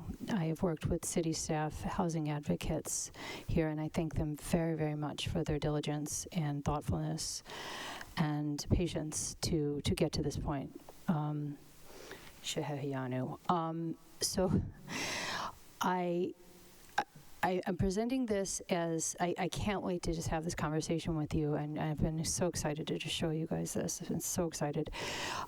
Really quick, where we go, because before it heads off to land use. So the first section in the glossary, I thought it was useful that we added, that we made it user ready, that it has newbie readability. And that, because the city uses the term backyard cottages when we talk about accessory dwelling units, they don't really reference it is not really referenced as ADUs often. And while the state says ADU and we say backyard cottages, I thought that consistency or further description would really be useful. Modernize the climate of that. And I want to say that, this draft, of course, aims to catalyze conversation with you, but it's really going to be useful, and it really can modernize and expand and really do a lot of good for affordable housing and housing accessibility. The amendment primarily purposes updates to the building setback and massing tables. I'm going to talk about that in a second, to allow greater flexibility around the size of ADUs, and as well as the use of modular construction and consideration of pre-existing structures such as carports.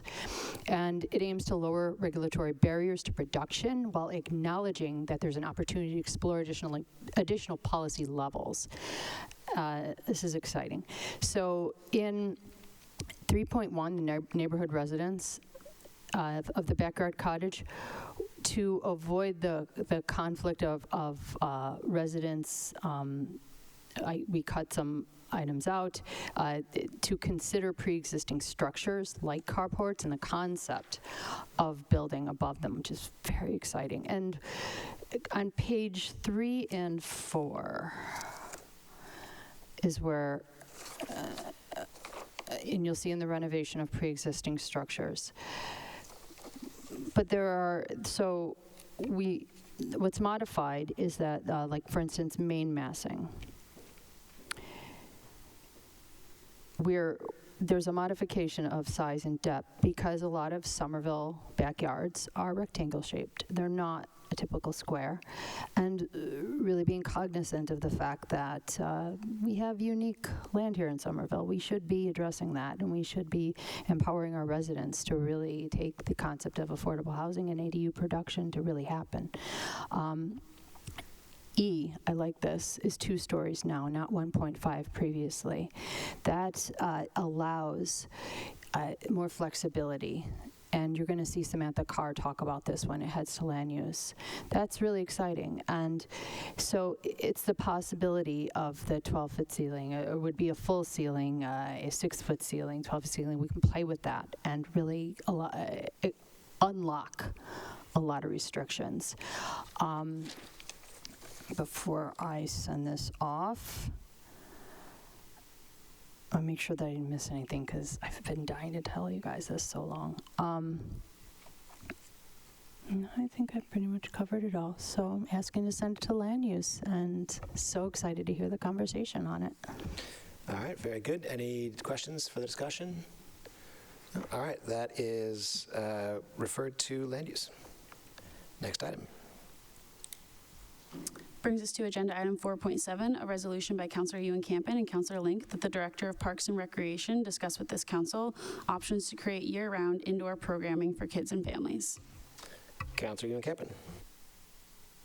Thank you, Mr. President, and thank you to Councilor Link for partnering on this. So we have an amazing rec department. One thing that I hear regularly from parents, especially families with young kids, is that a lot of the towns around here have indoor rec activities, like a family night on a Friday at the high school gym, something like that. Especially during the winter months, kids are cooped up. You know, I start getting these emails every year. I'm obviously not the first counselor to raise this issue. I'm not the first person who works for the city to think about this, obviously. But we have a new rec director. We have a new mayor, we have a new administration, so I thought that we should have this conversation. It came up a little bit when we were talking with our new rec director, who mentioned that it's an issue of space, largely. But I would just like to see if we can crack this nut with a little bit of political will.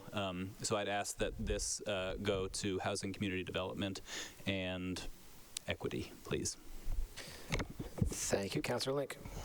Yeah, so just through you, Mr. President, thank you so much to Councilor Ian Campen for inviting me in on this, because it is, as a parent, I get to, of young children, I get to hear lots of other parents of young children talk about what is bothering them, and this is for sure has been something that I hear about regularly.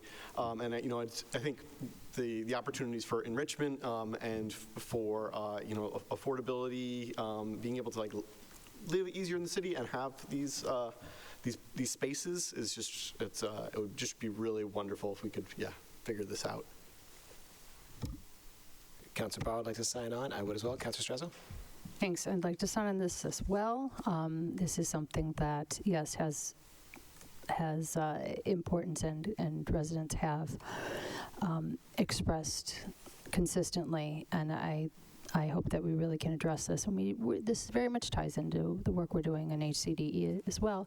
And if the director of HHS is still here, ties into what was discussed we'll get to that in a second, about how families feel stressed out and not accounted for, and this was discussed in the federal study done a couple of years ago, and how we could improve the lives of families, and especially families with small children or families that aren't considered. This is a great opportunity to talk and actually enact this, so let's take it in there. All right, very well. Councilor Campen, I thought when you were making the list of things we have, I was expecting to also hear several school buildings with gymnasiums and an ice rink. Just noting. All right, thank you very much. That is approved. Councilor Sait would like to sign on as well, and a copy is sent to HECD. Next item. Agenda item 4.8, a resolution by Councilor Ewan Campen that the Commissioner of Public Works discuss with this council whether the sidewalk snow clearing pilot worked as intended this year, or whether there are other strategies to improve pedestrian mobility following a large snowstorm. Councilor Ewan Campen. Thank you, Mr. President.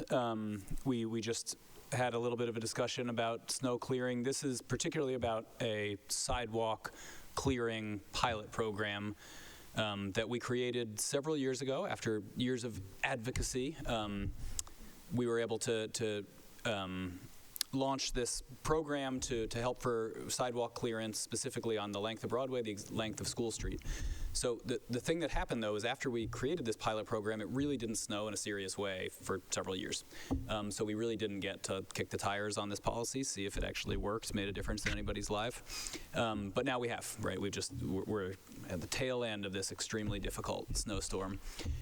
So I was really just hoping to have a conversation. I haven't seen this after action report that was mentioned from our DPW. I don't know if it's included in that. I would not be surprised to hear that it worked really well or that it was a total failure. I really don't know what the answer is. And this is not a pointing fingers thing. This is we're going to dedicate the resources that we can to sidewalk clearance. What's the best way to do that? Should we be focusing only on bus stops as fast as possible, or should we be focusing on certain parts of the city, where school access? I don't know, but I'd love to have that conversation and understand whether this approach actually worked and helped anybody. So I'd ask that this go to whatever we call Public Works now. Any discussion? Councilor Wheeler?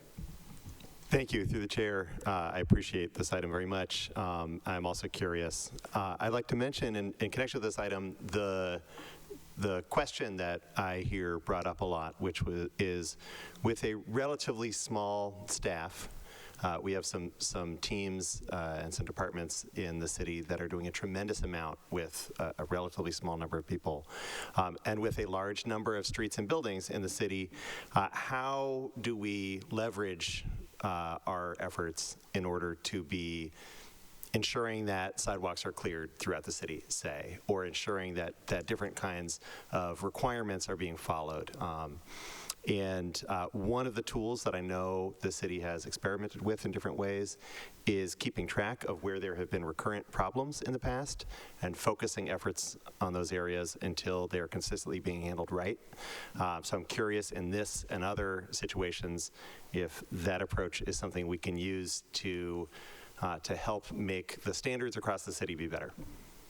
Thank you. Okay. Councilor Link, I see Liaison Radazzi step forward. Do you want to go ahead, Liaison Radazzi? Why don't you, if you have something to add to that conversation, then we'll go to Councilor Link. Thank you, Mr. President. For the record, Yasmin Radassi, Legislative Liaison. I just wanted to put a plug in because Councilor Wheeler mentioned the teen shoveling program. In case councilors don't know, and I did recently communicate this to Councilor Hart as well, there is a program that's run through COA and HHS to connect teens with senior households in the city. They match them together, and these students are actually compensated for clearing sidewalks and driveways for seniors. So just wanted to encourage councilors to let their residents know about this opportunity. If you have any extra questions or any additional questions, please feel free to reach out to HHS or COA. Thank you. Good reminder. Thank you. Councilor Link and Councilor Clint. Thank you, Mr. President. Yeah, I just, I guess, wanted to maybe just put like a little underscore on what Councilor Wheeler was saying, that, it is so important that we can get around on the sidewalks. And I heard that our Commission for People with Disabilities actually was not able to meet because they were unable to get down the sidewalks, which I think really, to me, illustrates just how necessary it is to continue learning on this and iterating on this. Thank you. Councilor Klingon. Thank you, Mr. President. Through you, happy to have this discussion in infrastructure and sustainability. So School Street is the pilot street program, which is Councilor Ewan Campin's ward and my ward. I haven't heard any good news or bad news out of it lately. No, I mean, like the first year, it was like, some people were getting hit with tickets. I think now everybody is, I think it, from my perspective, I think it may be working, but we'll have to wait and see what. Maybe I just haven't heard any complaints, but there have been tickets. To the larger discussion about the teen program and so on, I think there's lots of discussion to be had on, separately from this particular order. I have some ideas around the teen shoveling program. So hopefully, like as we all kind of debrief, what are we going to say, from this past storm and hopefully this past winter, we're still in it, but that will maybe come out with some new ideas. Okay. All right, seeing no further discussion, that item is approved with a copy to Sustainability and Infrastructure. Next item. Next item is 4.9, a resolution by Councilor Ewan Campin that the Commissioner of Public Works discuss with this council lessons learned from the recent large snowfall about resources and policies needed to improve snow clearance, including MBTA bus stops, business district sidewalks and parking, private ways and dead ends, accessible ramps, and bike lanes. Councilor Ewan Campin. Thank you, Mr. President. I think this is largely redundant with the conversation we just had around Councilor Said's order. I would just say, in addition to a lot of calls I got on dead ends and private ways, I also got a lot of calls about the timeline that it was going to take to get snow removal from business districts, specific bus stops that weren't cleared, and it's very clear that the administration has been working nonstop to address those issues and to kind of make policy changes. So this is not meant to suggest they're not. It's just meant to create one more way that we can communicate to the public kind of what those policies are and that we're working on this. So I just ask that this follow the resolution from Councilor Said as well. Councilor Klingon. Thank you, Mr. President. Yeah, I would ask that when we do have this discussion in committee that, I think a lot of what we're hearing about is clarification on what the actual rules are. Like in past years, when it came to, sort of in my earlier years as the council, when it came to bus stops, there was confusion as to whether or not the MBTA was supposed to send people out. I think it should. I think it's technically similarly to. I don't say fire hydrants aren't a requirement, but they're certainly an ask. But pedestrian crossing ramps if you abut one of those. So I'd like to get clarification on who actually owns the work of clearing a bus stop, who doesn't, things of that nature that we can kind of nail down in a public discussion so we can all be on the same page moving forward. All right, thank you. So that item is approved with a copy to Sustainability and Infrastructure. It will be part of the upcoming episode, Snow Talk. Next item. Agenda item 4.10, a resolution by Councilor Ewan Campen and Councilor Hart that the administration increase publicity of the senior tax deferral program, which allows qualifying homeowners over 65 years of age to spend their income on living expenses rather than tax payments. Councilor Ewan Campen. Councilor Hart first. Yep. Go ahead, Councilor Hart. Thank you so much. So the senior tax deferral program allows qualifying seniors to delay paying all or part of their taxes, and this frees up resources for living expenses. So Somerville has already done a really great job of expanding eligibility and adopting the lowest possible interest rate. The deferred taxes and interest don't have to be paid until the property is transferred to heirs or others. So recently, Senator Jalen has been working on making this program even more accessible, and she's also brought to attention the fact that the program is not really being widely used. Last year, there were only 4 people in Somerville who took advantage of the tax deferral. I've had constituents reach out to me about this as well.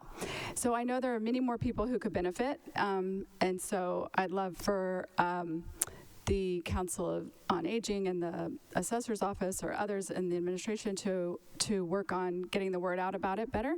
I think it would be a great use of reverse 311 call to residents 65 and older, and I encourage those of us on the council as well to get the word out to our constituents who might be eligible. Okay. Councilor Campen, nothing to add? Thank you, Mr. President. Councilor Hart described it all perfectly. I would just say that Senator Jalen, who has been really kind of beating the drum on the importance of this program, and has also recently passed a bill in the Senate that is now awaiting passage in the House to expand the program to lower the eligibility rules. She has pointed out that Winchester kind of stands out as a community that has something like three times as many people taking advantage of it. So it is possible for kind of the word to spread and to kind of dispel misunderstandings about how the program works. It was Senator Jalen's explanation to me that they do a lot of just active outreach, basically, to, with every tax bill, there's a little notice about it, things like that. So the more we can do, the better, and obviously announcing it at 9:38 on a Thursday night on cable is the best way to get the word out. But second to that, sending mail. Councilor Wheeler would like to sign on. Councilor Bod would like to sign on. All right. Do we want that to go to committee to follow up, or is that, it's a request? Okay, so that item is approved. Next item. Agenda item 4.12, a communication by Councilor Hart conveying a report of the Affordable Housing Trust Fund. Councilor Hart. Thank you. Okay, the Affordable Housing Trust Fund met today, earlier this evening. We voted in Nick Pittman as the new managing trustee, discussed the process of filling open seats on the trust and what new trustee orientation is needed, discussed a request from CAS for a new contract for unspent funds for a past allocation, and reviewed the process for evaluating applications for fiscal year 26 housing assistance RFPs, and decided on that process, which will conclude in April. Thank you. Any discussion on the report? All right, seeing none, that item placed on file. Next item. Agenda item 4.13, a resolution by Councilor Klingon that the Executive Director of the Office of Strategic Planning and Community Development discuss with this council the Homeowner Improvement Program and the role of the city in disputes between homeowners and city-approved contractors. Councilor Klingon. Thank you, Mr. President, through you. So I just want to have a discussion. I don't purport to know a ton about this particular program.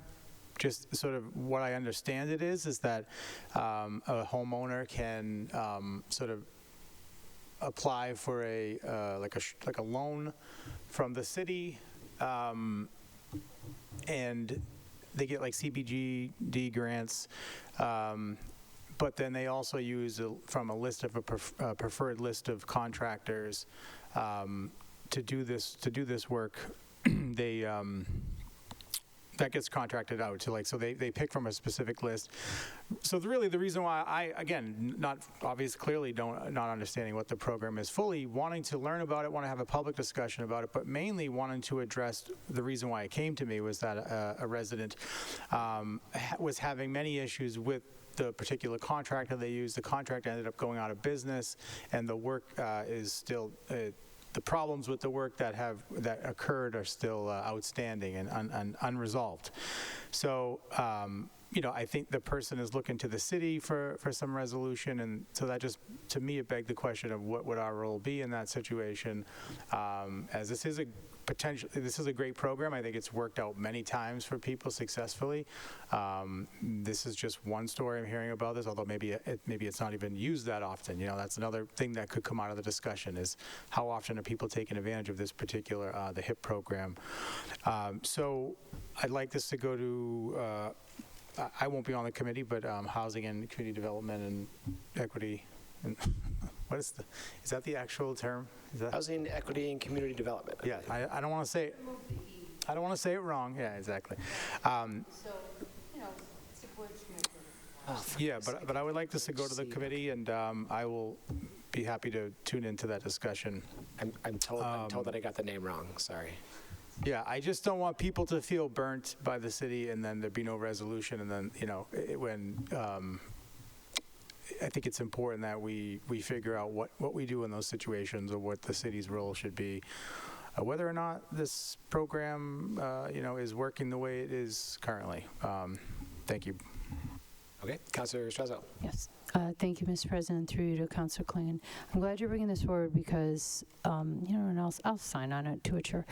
Because recently I had a conversation with seniors that were trying to find who to trust with contractors. And there was a list that I heard from, with Somerville Cambridge Elder Services, of course, that's a separate entity, but that this has existed in a similar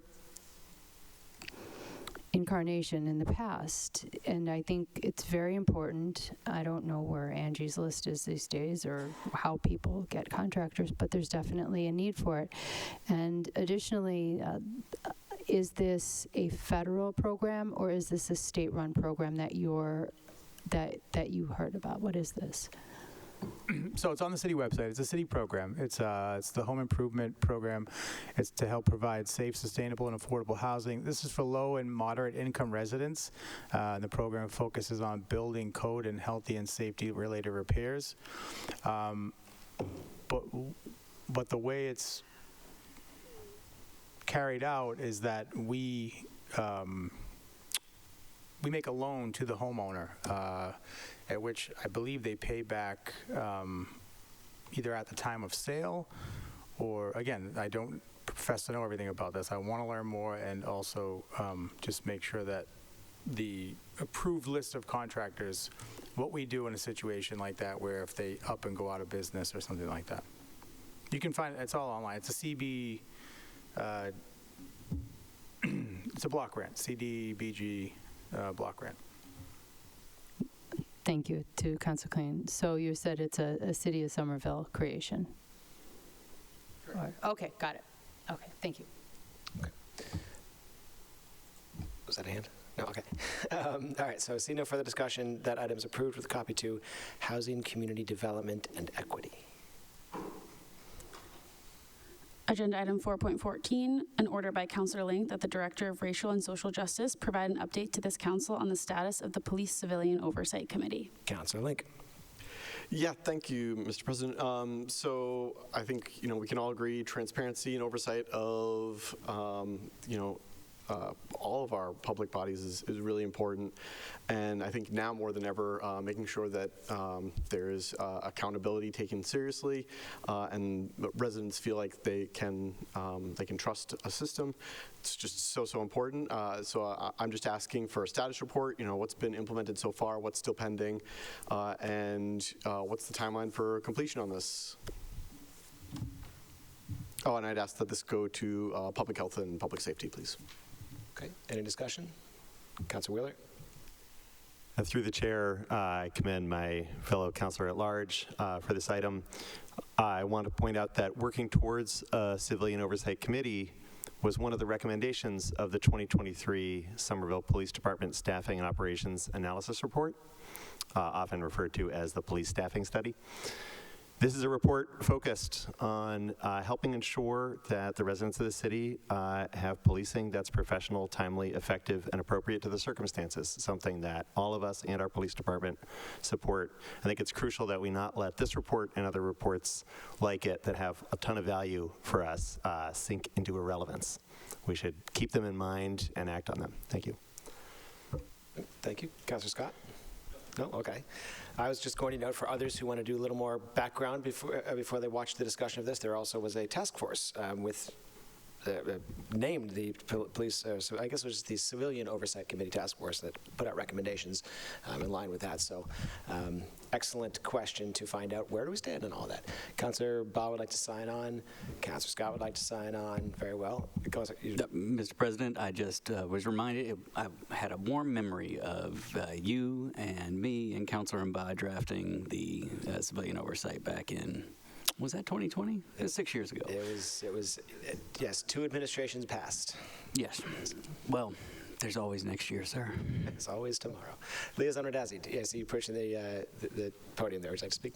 Thank you, Mr. President. I just wanted to let everyone know that our Public Safety for All project manager is preparing a presentation for everyone, or I guess for a committee, on the work that he's done so far and what the next steps are. So just wanted to give a little preview of that, hopefully coming in the next month or so. Excellent. Sounds good. We'll look forward to that. All right. Seeing no further discussion, then that is approved with a copy to Public Health and Public Safety.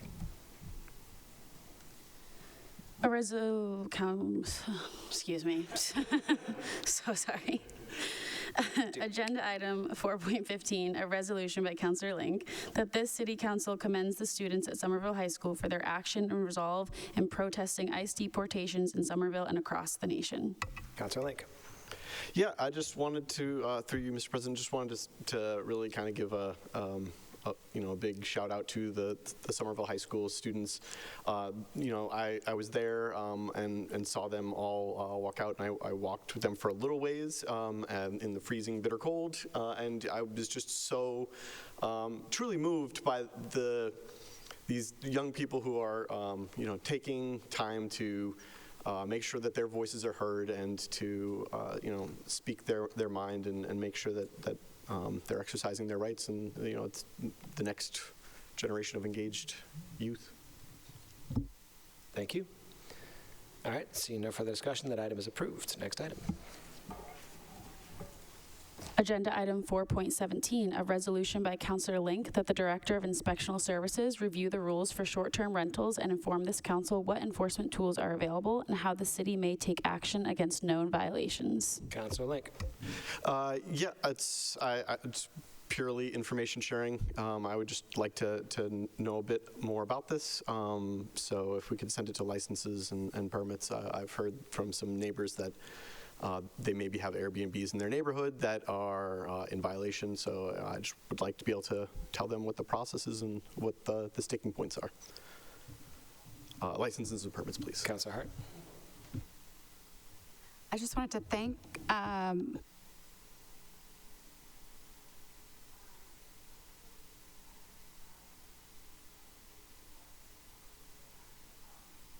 mic is not on. Sorry. Apologies. So I want to thank my colleague, Councillor Link, for bringing this up. And actually on election night, after it was apparent that I was going to be the new Ward 7 councillor, I was contacted by a constituent about this very issue. So it was about the first issue I was contacted about. And it's very important. It affects our housing supply and affordability. And so it's something that I've been working on since November, and I'm really glad that you are also bringing it up. Thank you. Liaison Radazzi, I see you approaching the podium. Thank you, Mr. President. I'd like to request a reconsideration of the committee assignment. ISD does not typically attend licenses and permits. So we thank you for that. So we have had a number of conversations on this topic in legislative matters because they've all been related to the ordinance that regulates short-term rentals.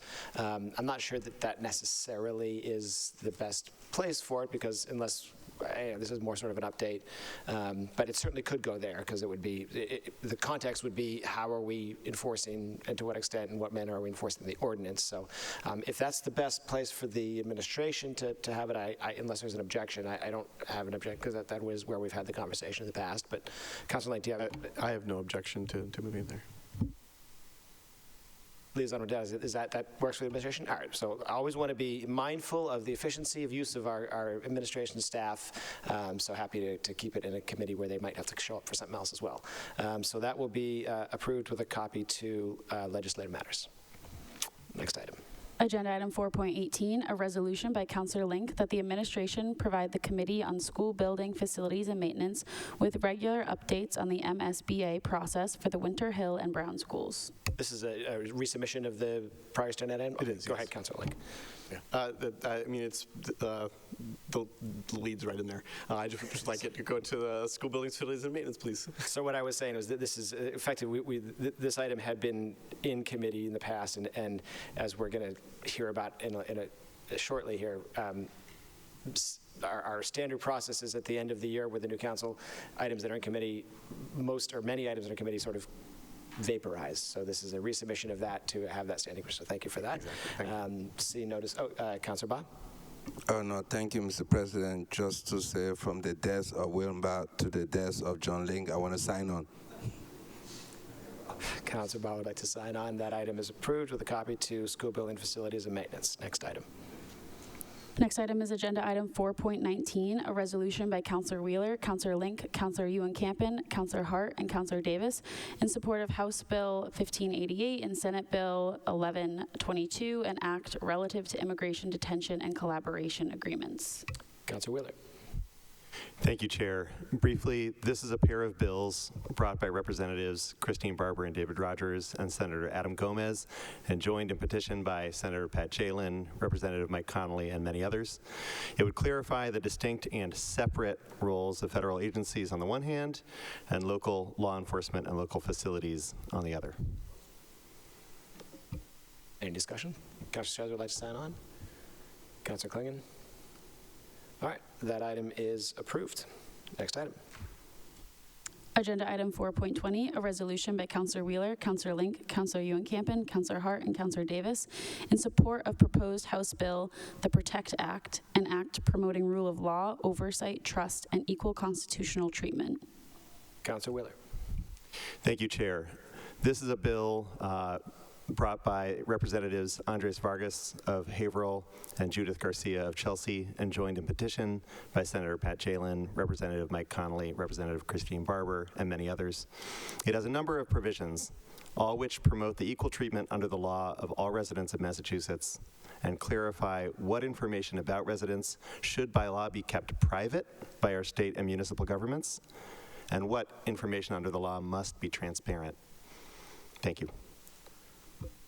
Any discussion? Councillor Klingon would like to sign on. Councillor Said would like to sign on. Councillor McLaughlin. Councillor Strezzo. Councillor Ba. I think we've got everybody at this point. All right. Seeing no discussion, that item is approved. Agenda item 4.21, a communication by Councillor Wheeler in his capacity as Chair of the Committee on Finance, conveying information on the FY27 budget review process. Councillor Wheeler. Thank you, Chair.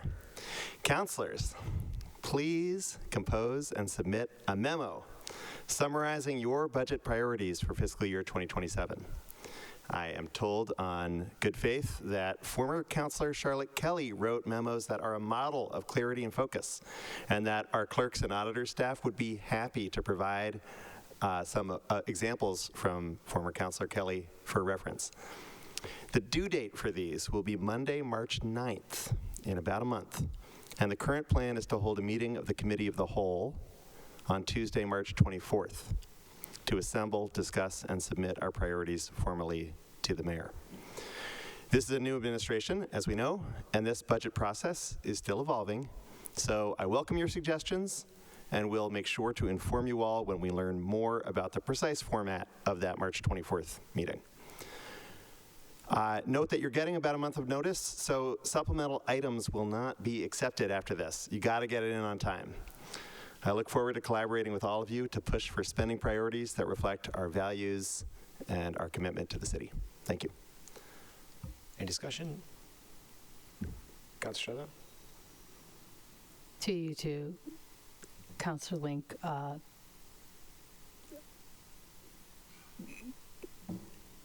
Please expand on your, is this your idea that supplemental items will not be?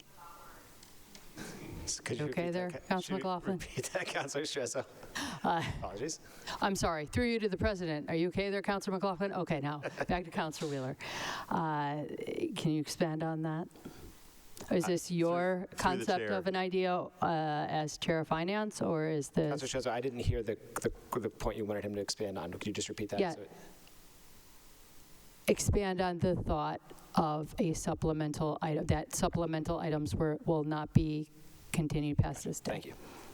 Through the chair, I apologize. I was sort of trying to make a bit of a joke, but I was just trying to state the fact that we all understand, which is that supplemental items are accepted when they cannot be foreseen. And with a month of notice, we have a lot of foresight. So we won't be able to claim that we couldn't foresee needing to submit this memo on Tuesday or Wednesday of that week. Thank you. All right, see no further discussion. That item is placed on file. Agenda item 5.1. Councilor Wheeler. Thank you, Chair. I move to waive the reading of items 5.1 through 5.5 and refer them to the Finance Committee. All right, seeing no objection, those items are referred to Finance. And that brings us to agenda item 6B1, a committee report of the committee meeting of Finance meeting on February 10th, 2026. Back to you, Councilor Wheeler. Thank you, Chair. The Finance Committee met on Tuesday, February 10th, 2026, with all members present.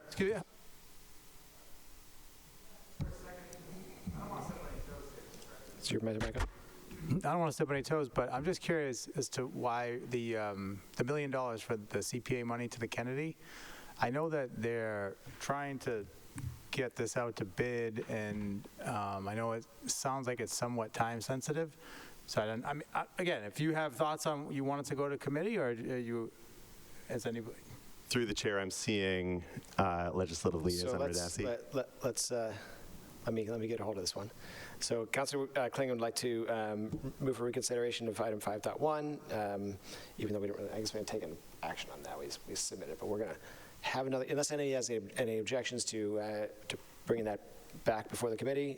Seeing none, that item 5.1 is back before us. The question is there a time sensitivity on that? I see Liaison Radassi approaching the lectern there. Would you like to address that? Liaison? Thank you, Mr. President. Yes, so these were laid on the table at the last council meeting while we ascertained with OSPCD divisions whether or not there was an urgency to act on these. All of the CPA appropriations are okay to wait until the Finance Committee meeting on the 24th for a full discussion, especially given that there are several new councilors on the Finance Committee. And as long as they are voted on, hopefully on the 26th, then it shouldn't interfere with any timelines. Thank you, Mr. President. Yeah, no, and again, I wasn't trying to step on the chair's toes. Just want to make sure that that wasn't being overlooked as something, because I know parents are really chomping at the bit. So that makes sense. Send away to the committee. Thank you. Very good. And through the chair, I appreciate it being brought up. I think it's an important thing to make sure that we are not taking longer than we need to on something that's important. Thank you. Here. All right, so item 5.1 will be referred to Finance. Thank you. Next item, Madam Clerk.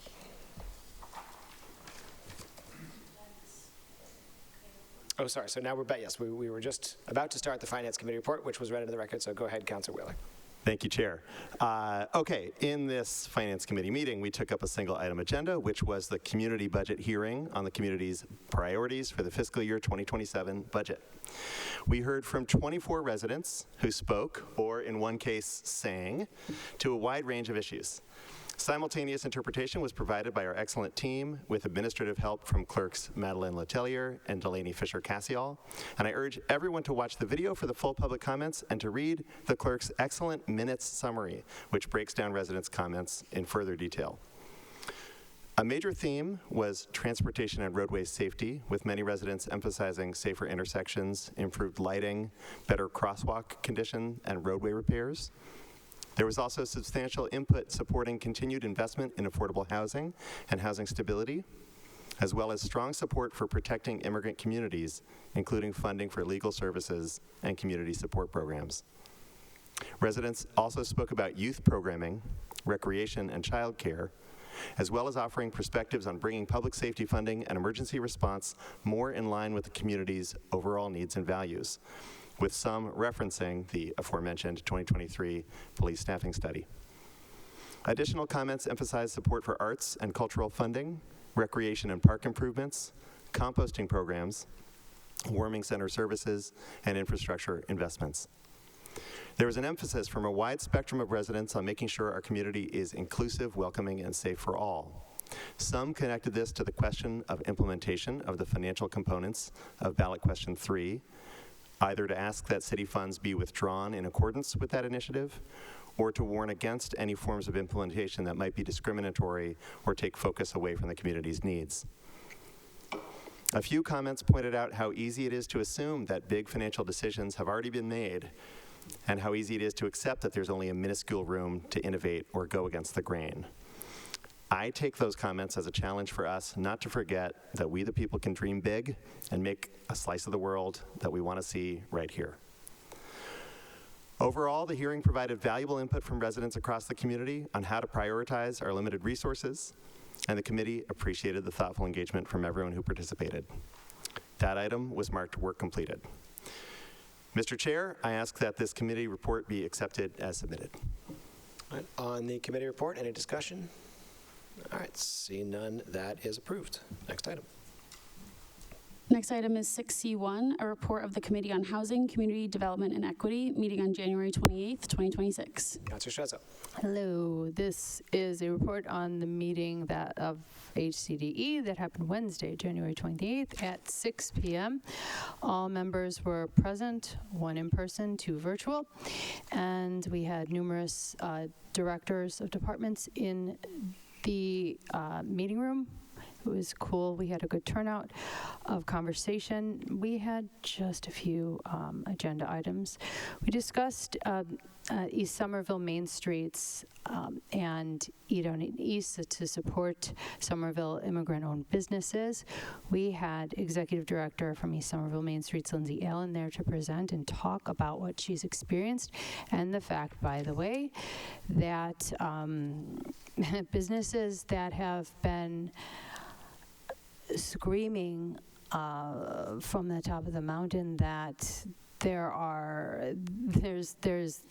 a lot of loss of resources and business that are gone. For instance, La Brasa, now gone, past tense, and that there has to be more support. We talked about how, of course, with ARPA funds, there was more small business support because we had ARPA funds, and now we don't. So what exactly is the plan, and how are we going to address that going forward? How are we going to support our small business conversation? You see how earlier conversation ties right into what we're doing and what we're talking about. This is so vitally important, and the conversation has to keep happening. We did have Director of Economic Development and Deputy Director present. They were talking about how they are taking initiatives, and it's really great, like the Loyal to Local program, and just really trying to push hard on Somerville residents to stay loyal to local when you're going out to eat, or when you are making decisions on gifts, or, hey, for instance, Valentine's Day is coming up. How can you support a small business by yet cherishing the one you love?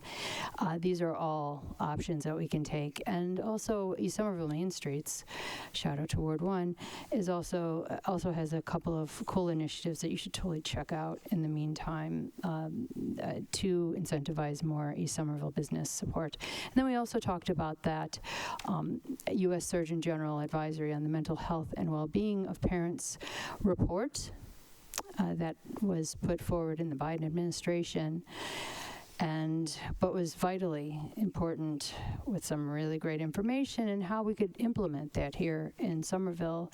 We had the Health and Human Services Director come and speak on that item and what has been done, and also the hearty dialogue on what we can do going forward. It's a conversation that are kept in committee. And then coming up, hoping for the next agenda item to be brought forward in the future, is talking about new housing, what's been approved year by year, and get some numbers on that construction and where we can go from there. I offer this report as submitted to you. Okay, thank you. On the report? All right, that item is approved. Next item. Next item is 6D1, a report of the Committee on Licenses and Permits meeting on February 11th, 2026. Councilor Hart. Okay, thank you. We had a brief meeting of the Licenses and Permits Committee with all members present, and I appreciated Councilor Said joining as well. We approved with conditions a grant of location on Warwick Street for Eversource, and heard from the owner of a used car dealer applying for a new license due to change of ownership. That item was kept in committee to allow for adequate notice to be given for a public hearing at the next meeting. That's it. All right. Any discussion on the report? All right, seeing none, that item is approved. Agenda item 6E1, a report of the Committee on Sustainability and Infrastructure meeting on February 9th, 2026. Councilor Klingon. Thank you, Mr. President. Through you, we had 3 members present, myself, Councilor Link was filling in for Councilor Scott, who had another meeting about Art Farm, and Councilor Hart, who is you're the vice chair. Anyway, so all 3 of us were there. We started the meeting right at 6. We discussed a number of items. I'll just cover the warming center stuff that Councilor Ewan Campen put in regarding extra litter pickups. A receptacle has been placed by the entrance of the warming center. They are now doing regular extra pickups of litter, cleaning out the area. And then lastly was with regards to vehicle pickups, emergency or otherwise, using the Cummins School parking lot rather than Prescott Street.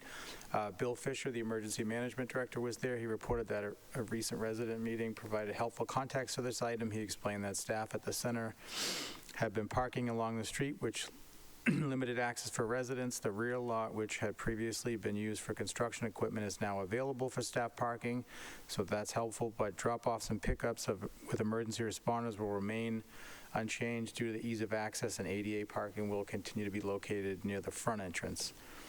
Rather, having emergency vehicles park in the lot and then come all the way around the building to assist somebody in an emergency. He said that they'll just continue to use the Prescott Street, but for everything else, they're trying to use the parking lot as much as possible to relieve that pressure off residents. With that, I ask the report be accepted as submitted. Any discussion on the report? All right, seeing none, that item is approved. Next item. Next item is 7.2, a request of the mayor requesting acceptance of Massachusetts General Law, Chapter 59, Section 5, Clause 22I, to authorize an annual cost of living adjustment increase and exemption amount granted under Chapter 59, Section 5, Clauses 22, 22A, 22B, 22C, 22E, and 22F. Councilor Wheeler. Thank you, Chair.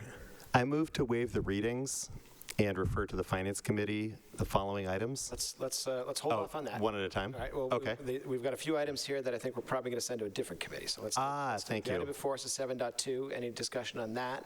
Seeing none, that's referred to legislative matters. Thank you. Next item.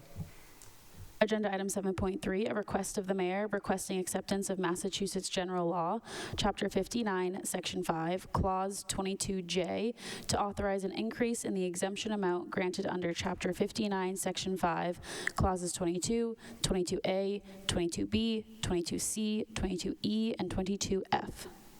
That item is referred to legislative matters. Councilor Scott. So excited for this one. Indeed. Next item. And agenda item 7.4, a request of the mayor requesting the acceptance of Massachusetts General Laws, Chapter 40, Section 13E, to establish a special education reserve fund. That item is referred to legislative matters. Councilor Wheeler. Through the chair, I have a list of items that I was expecting to move to have the reading waived and referred to Finance Committee. Are there any other items in the 7 section? Okay, thank you. Then I move to waive the readings of items. Sorry, is it 7.4 that we're on, or 7.5? Let's start with 7.5. 7.5. Thank you. I move to waive the readings and refer to the Finance Committee the items 7.5 to 7.12, 7.14, 7.16 to 7.21, and 7.23 to 7.32. Ending at 32, we want to read, after that, do we want to read 34, 30, 33, 34, 35 in? And then I plan to move to consider 7.33. So we'll, yes. sorry, so then No problem. we'll stick with the motion made. So to waive the reading of those items and send to finance, seeing no discussion. That is approved. Those are those items are referred to finance. Item 7.33, Councilor Wheeler. I move to consider 7.33 together with 7.34 to waive the readings and I move to approve them immediately. All right. Any discussion on the motion? Wait, you should read them in because we're going to vote on them. Yeah. So we'll read those in since we're going to take a vote on it, just so folks know what we're saying yes to. So we can take those two up together, though. Yes. So agenda item 7.33, a request of the mayor requesting approval to accept and expend a $100 donation from the Massachusetts Council on Aging to the Somerville Council on Aging for the Active Aging Kickoff Party. And agenda item 7.34, a request of the mayor requesting approval to pay prior year invoices totaling $149 using available funds in the Human Resources Professional and Technical Services account for medical screening services. Okay. Any discussion on those two items? Seeing none, those are approved. Next item. Agenda item 7.35, a request of the mayor requesting approval for a settlement of a claim for $10,400 pursuant to Section 2-124 of the Code of Ordinances. Councilor Wheeler, was the request to take this one up? Or do you want to send that to committee? No, I move to send this to committee. Okay, very well. So that'll be referred to finance. Yep. Okay. Next item. Yes, agenda item 8.1, an officer's communication from the chief assessor responding to item 26-0062, an order requesting an inventory of city-owned parcels. Councilor Strazo. If my colleagues don't object, I'd like to send this to Housing and Community Development.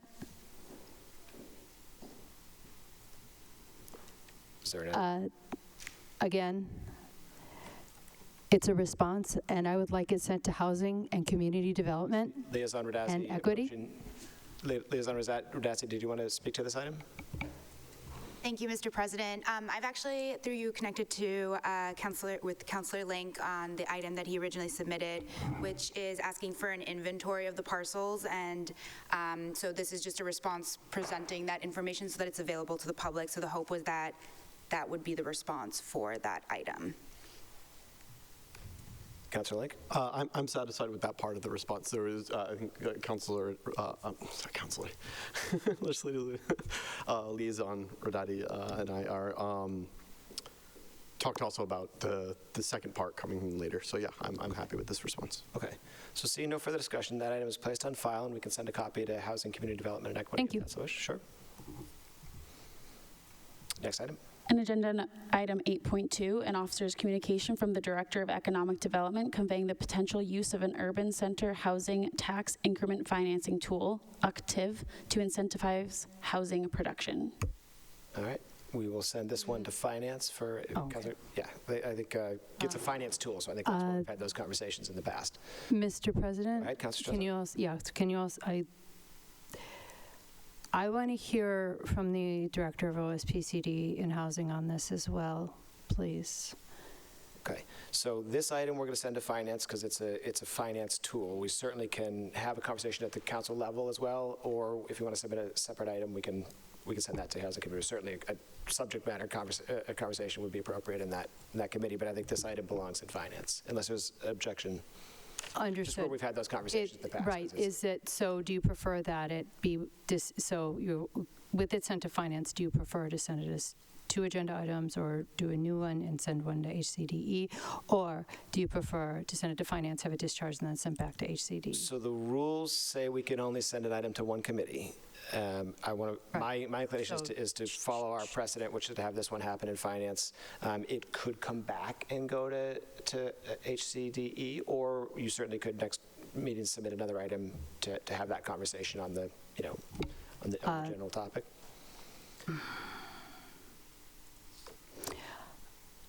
I want to have a hard, so do we have anyone from the, I don't see OSPCD here, but we do have liaison. Liaison Radazzi? Thank you, Mr. President. Through you, the intent of this is the Director of Economic Development would like to talk about UCTIFs as a tool to incentivize housing production. The intent is that they are hoping to come back to the council with an actual proposal, which is why it makes sense to send it to finance, since finance will be the one to consider the UCTIF proposal when it does come through. Said better than I was trying to say it. Thank you. And if I may, this is the proposal that Director Galgani presented to the council in a different council last year, correct? I'm sorry, I don't understand the question. To a different council? Correct. Well, last year we had separate counselors, okay. and now we have other counselors that replaced the counselors that were there Yes, I'm last sorry. year. I understand what Right. you're saying. Yes. So the presentation, if I recall, if we're speaking on the same item, was a presentation based on what the city hired consultant, as I recall, was to eliminate the tax or tweak the tax incentives of affordable housing units and tier it. And I do not think that the counselors presently here heard that presentation. And if we're sending it into a committee for a discussion when they did not yet hear the presentation, I don't think that's fair justice to the actual whole deep conversation of what this simple housing tax increment financial tool is aiming to do, and I don't think that's fair, and he is not here tonight to speak on that. Okay, so this item before us is the Director of Economic Development wanting to present on the use of Urban Center Housing Tax Increment Financing Tool, which is otherwise known as UCTIF. That is a specific tool that is different than the specific part of the proposal that you referenced. UCTIFs are, as the liaison noted, if the council is to move forward to approve an UCTIF, that would be something that we would take up in finance. So it's the opinion of the president that this item belongs in finance. If you wish to submit a different item requesting information from the administration, absolutely within your right to do so. But this item is specific to UCTIFs, and that is an item that we discuss in finance. Mr. President, it's linked to, it is not a separate idea. It is the similar thing that he was presenting last year. So let's get that on, let's be clear about that. Yes, sure, so I'll correct that. But we can send it to finance, but this is a deep conversation, and it's complex. And when it gets out of finance, again, some of these counselors that it'll be sent through in a finance report may not know, did not hear that full presentation at the end of last year, and you're entitled to hear that presentation and all that went into this. So Councilor Strauser suggests And I think that's a whole for new councilors, take a look at that item, which is recorded. I also note that all of the new councilors are on the Finance Committee, so they certainly will hear this. This item is approved with a copy to Finance. Placed on file with a copy to Finance. Thank you. Agenda item 8.3, an officer's communication from the Fair Housing Commission conveying the FY 2024 annual report pursuant to Section 17.7 of the Code of Ordinances. Any discussion? Send this to Housing and Community Development and Equity. That item is placed on file with a copy to HCDE. All right, Councillor Hart. Mr. President, I would like to waive the readings of 9.1 to 9.28, and do I make a motion to approve them tonight? Yep. If you wish to, that would be appropriate. To approve them tonight. All right, Councillor Hart moves to waive the readings of 9.1 through 9.28. These are a number of licenses, and approve them this evening. Any discussion, any questions, any objection to doing so? All right, seeing none, those items are all approved. Agenda item 9.29, a public communication from Anjana Sukumar submitting comments about Winter Hill. That item is placed on file. Agenda item 9.30, a public communication from McGrath Coalition Steering Committee submitting comments about McGrath Boulevard. Councillor Wheeler. Through the chair, just briefly, I want to summarize a few key points of these comments.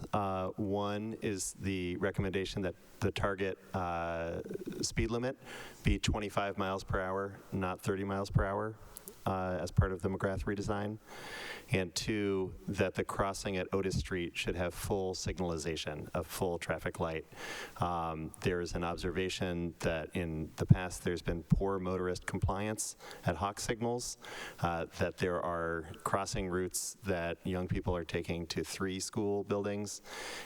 If this were a municipal road with a children's park and 2 schools within 1,000 feet of this intersection, it would likely be considered a 20-mile-per-hour slow zone with full signalization. Just wanted to highlight those elements of this. Thanks. All right, very good. Councillor Link.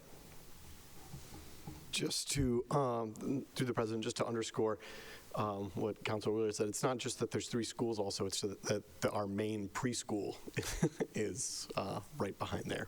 So I do think that it's so important. Okay, that item is placed on file. Agenda item 9.31, a public communication from Crystal Huff and Amy Pollard submitting comments about U.S. Immigration and Customs Enforcement. That item is placed on file. Agenda item 10.1, a resolution by Councillor Link and Councillor Ewan Campen that the City Council commends the Fire Department for its fast and professional emergency response to the recent fire at 26 Summer Street. This one, Councilor Link reached out to me on this one. It's it wasn't submitted as a citation, but it's more or less like a citation, and our practice has been to allow those on the supplemental agenda. So, Councilor Link, just speak to this. Yeah, this happened to actually a friend of, this home was the home of a friend of my family's, and I'm just so very thankful for our fire department and their quick action, and I wanted to take this as an opportunity to, this was for those of you who don't know, this happened in the middle of the night, and the family that lived there wanted to underscore for underscore is my phrase of the day, please check the batteries in your smoke detectors. It's definitely is the reason that they're still around, so that would be great, and also a big thumbs up to the Red Cross for helping them get some settled life. But yeah, the fire department, awesome. Okay, so that item is approved. Next item. Agenda item 10.2, a public communication from Union 2 Associates LLC requesting a zoning map amendment to change the zoning district of 2 and 9 Union Square, 286, 290, and 298 Somerville Avenue from Commercial Core 5 to Mid-Rise 6. All right, that is referred to land use. Oh, right, sorry, with a copy to the planning board. Agenda item 10.3, a public communication from Cole Rainey Slavic submitting comments regarding U.S. Immigration and Customs Enforcement. That item is placed on file. Agenda item 10.4, a public communication from 4 residents submitting comments about the Israel boycott. That item is placed on file. Agenda item 10.5, a public communication from Elizabeth Shaw submitting comments about snow removal. That item is placed on file. Agenda item 10.6, public communication from Noah Cohen Hughes and Crystal Huff submitting comments regarding agenda item 260114, fiscal year 2027 budget priorities. That item is placed on file. There are no other items. Councilor Strezza would like to reconsider item 4.6 in hopes, so that we can make sure that we also send a copy of that to the planning board. What was it? Yeah, 4.6. So that item now is before us. No further discussion. But that item that was referred to land use will also have a copy to the planning board. All right. All right. Are there any late items? Yes. All right. There is. I know there is. It is I sent your it item, in. Mr. President. Breaking the law. All right. So there is a late item. Madam Clerk, could you read the item? Yes, that this city council will hold a public hearing on the petition submitted by 52 registered voters regarding out of the blue community arts space at Arts at the Armory pursuant to section 212 of the city charter. Okay. So just a bit of background so folks understand why I submitted this as a late item. It was brought to my attention just yesterday that this is one of those items that I mentioned earlier at the end of the year. Some items that are referred to committees for action stay in committees, and some items that don't vaporize. And for whatever reason, this seems to be one of the ones that vaporized. We'll have to look into whether that was the right disposition or not, and we're going to have conversations about that process overall. But it also, while it didn't, well, the actual submission doesn't request a public hearing, as I mentioned back in November when this was first submitted, the folks who submitted the petition said that's what they wanted. So we took it as that in the interest of trying to forward the will of our constituents. And along those same lines, our new charter does have a requirement for that we hold a public hearing within a certain period of time, which it seems like we probably have already missed. So in the interest of moving forward as quickly as possible, promising to do better next time and not have this process lead to something getting dropped. I'm submitting this late item so that we can refer it to committee. The previous item was submitted to Housing, Community Development and Equity, or whatever it was called back then. My proposal would be to send this to that committee again so that a public hearing can be scheduled following the requirements that are in our new charter, and these folks can have their time to speak. Any discussion or questions on that? Oh, okay, so this item then is referred to committee. When it goes to committee, the only action that we can take on it is to, other than having the hearing, is to place it on file. But we will need to have that to take that action or recommend that action in committee because we won't have taken an action on it tonight because it's a late item. So we try not to do that. Does that all make sense to everybody? Okay, little inside procedure, open meeting law, et cetera, et cetera. I also will note, I've been working with the assistance of our legislative and policy analyst on some rule changes to better clarify the supplemental process and make it a little bit less confusing and have a little bit more of a bright line. So stay tuned for that. I didn't get that in on time, and so I didn't submit it because I want to follow the rules in the change to follow the rules, as it were. So that item is referred to HCDE. Are there any further late items? There are no other items. All right, very good. With that, Councilor Hart moves to adjourn, and we are adjourned. Thank you, everyone.